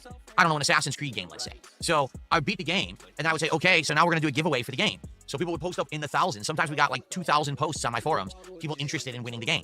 Funny how Phil could do giveaways back then when he was more popular then than he is now. But he can't do giveaways now when he's not as popular. Strange how that works. But it wasn't just the game you would win. You would get the game, the box, any packaging materials and things that came with it, because back then games actually used to come with, you know, things in there. Not only the instruction book, but ads and other things. But also I would include an autograph. Some people would say, hey, can you sign the box? Can you sign the instruction manual? Can you sign the game disc itself? Because that's cool to have the physical thing you use during your playthrough or whatever, okay? Now, also other times, I would buy the collector's edition of a game, okay? So I would have an art book, and I would have the soundtrack, and I would have the, you know, extra things that come with it, whatever they may be, because there's usually a lot of stuff that comes with the collector's edition. So sometimes I would give away the collector's edition materials of a game that you could not buy. You had to have bought the collector's edition to get it, and sometimes the collector's editions were sold out. So you had no way to even get that content, even if you wanted it. So most of the time, all right, when I gave stuff away, it was stuff that I didn't need anymore, stuff that I had already beaten the game or whatever. There was a few exceptions to that rule. Sometimes I would want to hold on to a game because I knew that maybe a DLC would be coming out for it, and you still needed the original game disc to play the DLC. In other cases, there was like a huge deal at GameStop where if you traded in like 5 games at once, you get like tons of bonus money. This is a long time. There it is. There it is right there. So this happened a fair few times where Phil was like, I'm doing a giveaway, but I'm not going to give you the game because I'm going to trade it at GameStop. They don't do this anymore. But there were some cases where like 3 games would come out in a week. I would beat all 3 in a week, trade them in, and get almost like all my money back. I get like 60-70% of my money back for the trade-ins because I beat them so fast and traded them in right away. So there were some cases where I didn't have the games anymore, but I was still left with other stuff. Like, for example, I would have a steel box case for a game that I don't need anymore. I would have the art book, and I would have the soundtrack and stuff like that. So there were times when I would do a giveaway and say, okay, guys, so just to be clear, this will not include the game. I have to keep the game because of DLC, or I already traded in the game, but you're getting all this other content otherwise. Plus, whatever you want autographed or whatever, you can have. And people would enter for this in the thousands. I'm telling you. I mean, like, as if Phil Burnell's autograph has any fucking value to it whatsoever. Like, there was times thousands of people would post up, and I would use a random number generator to just pick a random number and select that person, and they would win it, and I would ship them all that stuff. So when you hear Phil gave away an empty game box, it's not like I would say, hey, everyone, look, here's a game I played this week, and I'm keeping the game, and I'm going to mail you the box. That's the reward for a contest. No, people outright knew what they were entering for. They knew the content that they were getting. They would want an autograph in addition. You were getting a lot of stuff if you won the contest. It wasn't just, oh, an empty game box and nothing else. But it's easy to say that when you just want to spin it in a very negative way. You know?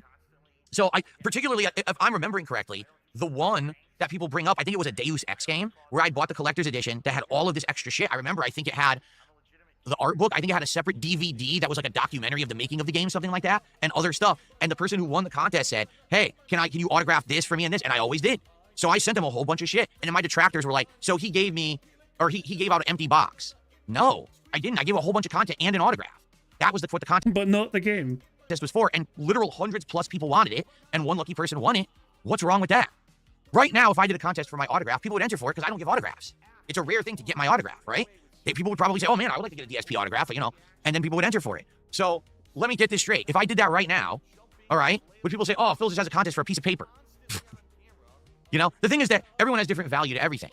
And I did give away things that were very valuable. Do you remember at the launch of PlayStation 4, I gave away a PlayStation 4 to a fan? And that was I think that's not even, there's more context to that story. It's not as straightforward as that. I believe that what was the story? I think the story was that he basically had an extra PS4 and it didn't cost him anything. So I think that's what happened. I think he was able to give away something that didn't cost him anything in the first place. I think that was the situation. So Phil gave away something that he was not out of pocket for because he didn't require it. I think that's what happened. I did. That happened. But that's the thing. No one talks about that.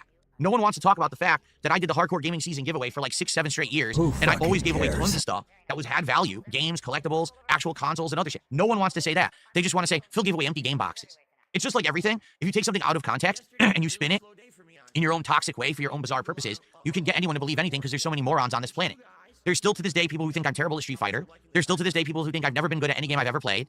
They you know, the infamous example of that was the dumb meme back when I was playing Doom a few months ago, where someone clipped out of context me and a... Oh, I love it. It still gets you. Remember, as I was saying, he cannot let these things go. The internet will forever find a way to make fun of him and mock him and point their fingers at him and say, hey, he's so bad at video games. Here's many examples of him being bad at games. He can't let it go.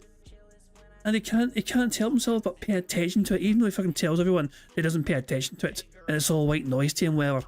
He cannot help but pay attention and look on and just seethe in fury at the internet mocking him and thousands of people seeing these videos and enjoying these videos and pointing and laughing with everyone else at the bad man playing games badly. Room, taking cover and then firing a little and taking cover and firing a little, and they're like, this is how this games journalist plays Doom. He's terrible at the game, and everyone laughs. Oh, he should just not play the game. He should delete the game, whatever. That was the one room in the game where you had to play like that because the room is full of explosive barrels that if you go charging in head first, they blow up and you instantly die. You have to play it safe. That's the one room in the game you have to do that. I know because I had already died in that room. I charged in playing it like Doom and blew everything up and I died. I said, oh shit, I didn't know that. So then I had to redo the room and play it carefully so I didn't die. But if you take it out of context and give it to a bunch of ignorant idiots, the ignorant idiots will eat it up and give you views and give you viral popularity, and that's why people do this shit. So when you hear Phil gave away empty game boxes, that's one insanely small piece of a giant picture that's taken out of context to make it sound bad. It's not false though, Phil. That literally did happen. You know, like, I mean, I can happily, I mean, hold on. This won't take long. I'm pretty sure I'll be able to find an example of this. So I just searched on YouTube there for DSP empty game boxes. And as a compilation, as DSP says, they gave away empty game boxes and that trolls are liars. This is from 5 months ago. Emojis are saying DSP can't give giveaways because he's not a millionaire, addresses empty game boxes to fans. He's addressed this multiple times. Even WPIG done a stream a year ago about the empty game box giveaways. A 4-hour stream. Hold on, so which one should we go? Should we do this one here? I mean, maybe... Should we do this one here? The one from 5 months ago, the most recent one. Yeah, we'll try this one first, shall we? This one for WWE champions. Pay to win like every day, yeah. I don't play mobile games. Funny how they still think I'm a broke man. Then I'm broke. Even though I be pulling Hogan. R.I.P. But this channel is the Snort Fort Report. So yeah, I'm not actually aware of this channel before. I made this video like 5 months ago, 114 views. I got no idea what this video is like. I've never seen this video, but let's see how well together it's put, shall we? I spent like 40 grand on a couple thousand pictures of some sweaty men.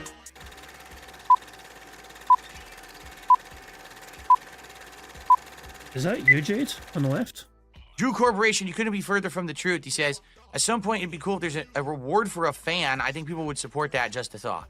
I used to do rewards for fans, and my trolls turned it into nothing but a negative disaster. I used to do what was called the Hardcore Gaming Season Giveaway. But before we continue watching this, I just want to make sure this is not just like some compilation of the rants. Like, oh, good. There is examples in. There's examples. Fantastic. I just wanted to make sure that there was examples given by this creator, you know? Cool. Where every fall, literally weekly, I would give away a game, a collectible, collector's edition content, autographed stuff every week. And all that happened was my detractors said, oh, he's giving away empty boxes, and he's giving away this and that. And it was all lies, basically. I was always giving away content people liked. We had hundreds, if not sometimes thousands of people who would enter on my forums to get said items and be eligible. It was in-demand stuff that people wanted. It wasn't, I just sent you an empty cardboard box. It's a complete lie that never happened, okay? All right, what is up, everybody? Darkside Phil here, and welcome to the Hardcore Gaming Season giveaway of 2013. All right, the very first item I'm giving away is Deus Ex Human Revolution's Collector's Edition content. So let me show you what exactly that is. Okay, this is Deus Ex Human Revolution Collector's Edition. Comes with this very nifty collector's box on the inside. Comes with a few things. First of all, Collector's Edition packaging. As you open that up, you're going to see the game's gone because I traded it in years ago, but it does have the second bonus disc that probably has the behind-the-scenes content and stuff like that, okay? Yeah, how much would you like to have that autographed by me? Pretty cool, right? And welcome to week 2. I love how the first example was a Deus Ex Revolution. Like, the one thing I felt addressed was it still got this thing and that thing, Phil. It wasn't much thing. Also, the most important part of that game box would be the game. You know what I'm saying? But Phil's saying, here's my autograph instead. That's worth a lot of money. Yeah, hold on to that now. Now, what's his other example? Of the Hardcore Gaming Season giveaway for 2013. I'd be more than willing to sign Deus Ex. However, I looked inside of it, and it looks like it's all dark. Like everything's black. So it probably makes more sense to have me maybe sign a few business cards and stuff. So Felix, when I contact you, please respond back and let me know if you want me to include some signed business cards with this. Hello everybody, DSP and Panda Lee here. Oh shit, Liana. Welcome to the week. Steve, yeah, you gotta leave the stream, Steve. If Steve's still here, go away, because I know he cannot look at Liana without getting that feeling inside him. 3 drawing and the week 2 announcement of the winner for the Hardcore Gaming Season giveaway of 2013. And if it is shitty, it's your fault. It's my fault. All right, ladies and gentlemen, this week we will be giving away Dark Freaking Souls. Now keep in mind, I want to clarify, this is not the game. The game I actually traded in several months ago. Because obviously this is a game that will live in infamy when it comes to my playthrough of it. You know, I played it, tried it, I made an honest college try. So what are people getting? So if they're not getting the game, what are they getting, Phil? To beat the game by my own, I couldn't do it. I was too annoyed by the game. Came back 2 years later and on live stream, you know, cooperatively with other fans and viewers, went through it and did finally beat it. Of course, there's always the whiners who are going to complain about the way that I did it. All right, everybody, DSP here, and what is up? It's time. Another example? For the Hardcore Gaming Season giveaway yet again. We're going to pick the Week 6 winner for The Puppeteer on PS3, and then we're going to actually pick what's going to be the next giveaway. Mass Effect 3 Collector's Edition, but the game is not in it. So to warn everyone, just to show you for full disclosure, no game. However, you get this really cool steelbook case. What is up, everyone? Dark. So basically, it's an empty case. So, there are several examples that exist on your channel today of you giving away empty game cases. Now, you throwing a bunch of business cards in there with your signature on them does not mean that the game cases are no longer empty. Darkside Phil here, and welcome to Week 9 of the Hardcore Gaming Season giveaway. Alright, well, it's not a very good one, I'll admit. You know, Cooney. It's not a very good one, I'll admit. Well, way to sell it, Phil. Wrath of the White Witch came with a really unique and awesome steelbook case. Look at this, full anime drawing artwork, metallic. On the back, there's more. And on the inside, it's fully animated. See that? Fully decorated with artwork from the game. I already traded in the game. Okay, what is up, everyone? Darkside Phil here. Welcome to week 11, Halo 4's Collector's Edition content. Okay, this one is unfortunately not good. I did redeem the other Collector's Edition content. This stuff I already redeemed, so that's no good. But look at the card, and you'll get the case right here. Let me see. Unfortunately, I traded the game in, but you get this Collector's Edition Halo 4 Steelbook case as well. Right? Wow. We're doing the biggest giveaway ever that I've ever done, and you won't believe what it is when I finally tell you what it is. Starting in January, and there's going to be eligibility both on YouTube and on streaming. I'm going to be honest, people on the stream are going to have a little bit more priority if they're a paid subscriber, okay? Because basically everyone's going to be able to enter on the forums, and paid subscribers are automatically entered, but they're entered into a much smaller pool, okay? That technically is not legal, I think, on YouTube. Technically, that's against the rules, because that essentially turns it into a pay-to-win sort of thing. I'm actually surprised that Phil got away with doing that. You know, because I remember thinking that I was like, shit. Right. Oh my dog! What's up? I'll get back to the point in a second. Thank you very much, Ira, for the $5 super chat, who says, truly a trendsetter, giving people game not included collector editions before major publishers caught on text. Aye, but they made download the bastard and saying Phil didn't even have that. But yeah, that's what I'm saying, like Phil making it where he's got some sort of pay to win feature, essentially. You know, you're giving people who pay you money higher priority to potentially win the big massive prize. So I remember looking into Bingo. I spent a long time trying to think of the best way to organise giveaways for Bingo, so I wanted to make sure I wasn't going to fulfill of like the rules of YouTube, for example. You know what I mean? Because YouTube do have their own rules and regulations for things like giveaways, and you cannot have it where you can't basically have it so it's like a raffle. You can't have people pay you money and then try and win a prize at the tail end of it. YouTube don't allow raffles, essentially, and that's what Phil's promoting here. Phil's saying that if you're a paid subscriber or whatever, then you get a higher priority and you get a better chance of winning. That's a raffle, and that is not allowed on YouTube. I remember looking into things like, when I try to think of things like how to do the giveaways. When I looked into doing the giveaways at first, I was kind of thinking to myself, maybe I can do it for members only. No, technically that's a raffle. So YouTube would clamp down on that. That's why anyone can win the bingo prizes at the end of the month. Doesn't matter if they're a member or just a viewer or whatever, or a lurker in the chat. If you've got your own marble locked in or whatever, it doesn't cost you anything to say enter that.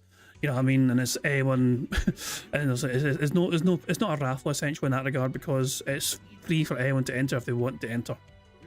But Phil doing this, I'm kind of surprised and never actually got into trouble for it. So, I'll explain more about this as we get closer, but the biggest giveaway ever is coming in 2014, let's put it that way. But we've got, next week we'll pick the winner of this week, and then one more week where we're going to draw a new game. So wow, we are just moving full speed ahead with the Hardcore Gaming Season giveaway. Thank you for participating. I'll see you for gameplay, and peace out. One time, I literally gave away a PlayStation 4. When PS4 came out, I bought an extra PS4, and I gave it away to a fan. Okay? Guess what? No one cares, no one remembers, and everyone lies. So what incentive do I have to bring back giveaways when I used to do them regularly for a quarter of the year, giving away hundreds to thousands of dollars of stuff every year? And to this day, people won't acknowledge it and act like it never happened, right? In addition, when you're giving away something to just one person, only one person can enjoy it. As opposed to if we're doing a special show or a marathon, that's something that a multitude of people can enjoy. That is without a doubt the dumbest thing I've ever heard. You are a fucking idiot. Right? The viewer's choice playthrough will be enjoyed by many. Me, taste testing a bunch of Japanese products that I've never had before will be fascinating to many. As opposed to, oh, one person gets a game. Here's the code, take it. That's only pleases one person. Giveaways are highly, highly over-exaggerated in what they actually have as a beneficial to a community, but I'll tell you what they do. They create a gambling atmosphere. Oh, if I do this, I can win this. That sounds good. And every time that you do one of those giveaways, there's a lot of issue because there's rules in effect. For example, in the United States, you may not be aware, but anytime that there's a contest involved for a giveaway, there's laws in place that prevent fraud and stuff, and it just creates a huge, huge problem. Back in the day when I used to do the giveaways, no one cared. So I could run them without having to worry about the laws of a giveaway or sweepstakes, and I wouldn't get in trouble and no one cared. But today, my trolls are such losers, they would probably try to get me in trouble saying, did you know that DSP is trying to do a giveaway? Is he abiding by the rules of the law? I mean, heaven forbid Phil should break the law. You know, imagine Phil being upset, not because he broke the law, but because people reported him for breaking the law. I mean, if you don't want people reporting you for breaking the law, Phil, then maybe you shouldn't engage in criminal acts. It just seems like the most obvious thing to say. You know, don't engage in criminal acts and then you won't be reported to the law for being a criminal. sweepstakes and shit, and then I'd have people breathing down my neck, right? So, no, giveaways are not possible for that very reason, okay? You got some idiot named DSP who's a total piece of shit, by the way. I like to get that on YouTube, but Christ, I'll got as well. So yeah, that was a good. I was actually quite enjoying that compilation. That's a well-made compilation. You know what I mean, big ups to the Snort, Quote Report, whoever that is. You know what I mean. You know, I'm going to give them a wee subscribe. You know, I don't know who they are. You know what I mean, but fuck it. I'll buy a channel. Are they still making content, by the way? I'm kind of like, yeah, they're still making content. No, fair play. You know, they're making videos on Phil. You know what I mean? Wee compilations. You know, I'm alright with that. You know, so fair play to them. So I'll even share a link to you guys. You know, you guys can check them out as well if you want to check them out. Let's just copy the URL here. There we go. If you guys want to, it's up to you all. So if you want to check out our content, see if it's worth checking out. But I'm still doing content. I'm still uploading content as well. So I'm trying to get to 1,000 subs apparently as well. So fair play to them. They're a quarter of the way there so far currently, and so there you go. Good stuff indeed. So yeah, that was the first video. So I just typed in DSP into game boxes. That was the first compilation that came up, yeah, that was very well made in my opinion. So there we go, good stuff indeed. So I think, I mean, I'll say I'm pretty sure there's nothing else of like substance from Phil here. I mean, we'll keep it playing. I think he's still ranting here, but I'm pretty sure we're pretty much done with the bad man. But it's not actually what happened. Just like, oh, you see, this is how this guy Phil, the games journalist, plays Doom. No, that's how I played one tiny part of Doom where you're required to play like that because otherwise you die instantly. But don't show the rest of my gameplay of Doom, right? Don't show me playing Street Fighter and kicking everyone's ass. Don't show me playing Mario Kart World and beating my detractors as they're stream sniping me and still win. Don't show the moments of good gameplay and greatness that actually are true. Instead, take something out of context and lie about it so you can get your laughs and your views and your memes, right? How dumb is that? Incredibly fucking stupid. Nobody lied about it though, Phil. You're upset about a factual observation. Do I get paid for my Twitter?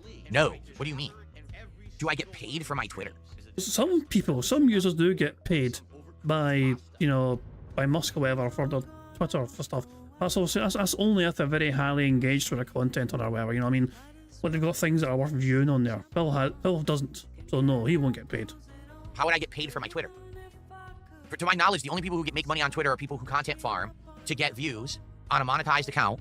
So that and you have to get like millions of views, and then you'll make some money. Dear Phil, I've been a fan since 2011. Are you crazy? Like, no one engages with me on Twitter besides trolls because everyone's afraid to get stalked, harassed, doxxed, and... Yeah, everyone's afraid.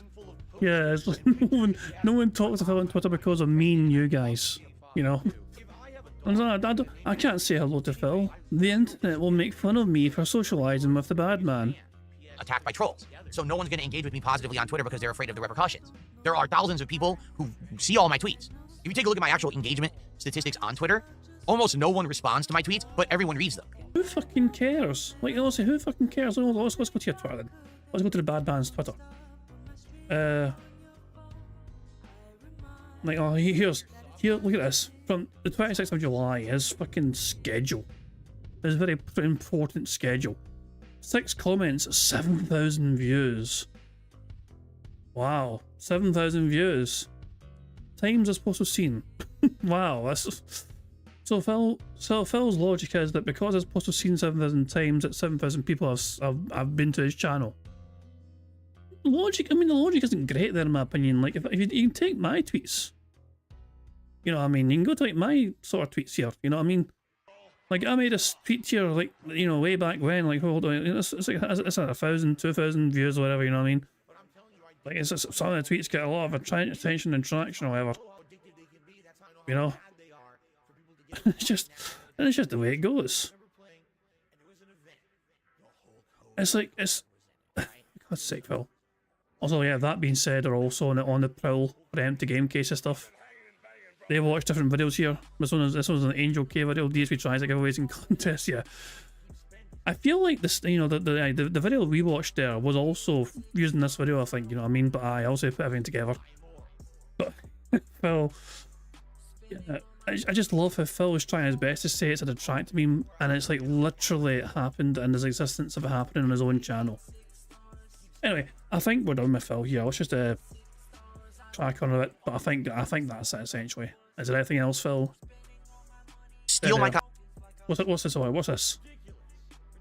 That's correct. When people steal my content, post it out of context to do one of these social media posts, and they're getting millions of views, they're probably making good money on that. I would bet. Oh, here we go, the envy, the sheer bitterness and envious jealousy and toxicity from Phil. Now bear in mind that these gaming journalist posts usually happen long after that Phil Burnell has uploaded his content. You know, Phil's major gripe with the Clippers and all that shit is that, oh, they have a chance to upload before I do. But the gaming journalist meme stuff usually comes well after that Phil has uploaded his stuff to his own channel. You know, so you can't complain about that. And I guess, you know, they've made it transformative enough that they get all these views and engagement and potentially money. They're probably making, I'm not kidding, hundreds to thousands of dollars on those posts, which are completely disingenuous garbage, but people are too fucking mouth-drooling stupid to know the difference. So they just laugh at it and think it's funny, then they move on to the next meme that they found on Twitter, or the next thing they saw on TikTok. That's how dumb they are. They're just fucking morons. The sodium overloaded glorious from Phil today. It really is. Go on, Phil. Cry more. Suffer, Phil. Why did I stop using Instagram? Because I stopped sharing everything with the internet. Who cares? Who fucking cares? I think we're done with him. I think we're done with the bad man. Let's go to live DSP and see how he's doing, shall we? We always happily recounted the anecdote of the day when having lost your job. Oh, he's on $38. That's a big yikes. Jesus Christ. Hopefully NCU 1000 is still in Phil's chat, so we can, you know, bail him out later on in the stream. But that's a very slow start for Phil, even by his standards. So Phil has over 2 hours to be given over $100 from his demented dent heads. Will Phil make it? And who fucking cares? Yeah, who cares? But I'm going to wrap things up there, guys. You know what I mean? We've killed enough time with Phil. We can't, you know. So overall, not a very exciting podcast, but a very bizarre attempt at retcon in the past when it's very easily debunkable. Don't know why Phil's trying to say that he didn't do something when it's clear there's tons of evidence that he did do something. Yeah, Phil doing his absolute best to rewrite history, but you know, history is against him essentially, and that history exists on his own bloody channel, which is just the best fucking part about it. So yeah, but guys, I am going to wrap things up there. Certainly hope you've all had a very fun and enjoyable weekend, and yeah, I'll return tomorrow, of course, with some more bingo antics, you know. So I do hope you all enjoy the rest of your weekend, whatever it is you end up doing. So yeah, I'm going to end how I always end, by playing notorious PIG contributions made by supremely talented Pixar Animations. So until tomorrow, guys, I do hope you all have a good Sunday, and I will catch you all later. Goodbye. On September 14th, a pre-authorized payment of $16.51 from PayPal.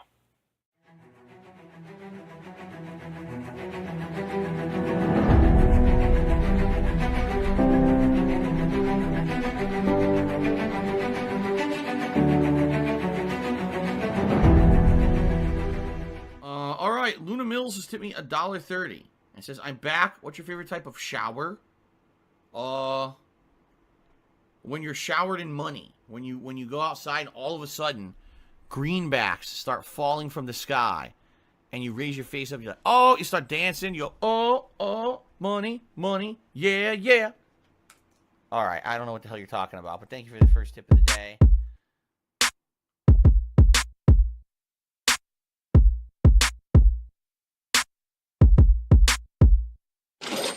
Money, money, yeah, yeah. Money, money, oh, money, money, yeah, yeah. Money, money, money, money, yeah, yeah. Money, money, oh, money, money, yeah, yeah. These contributions are mandatory. Money, money, yeah, yeah. Money, money, oh, money, money, yeah, yeah. Money, money, money, money, yeah, yeah. Money, money, oh, money, money, yeah, yeah. These contributions are mandatory.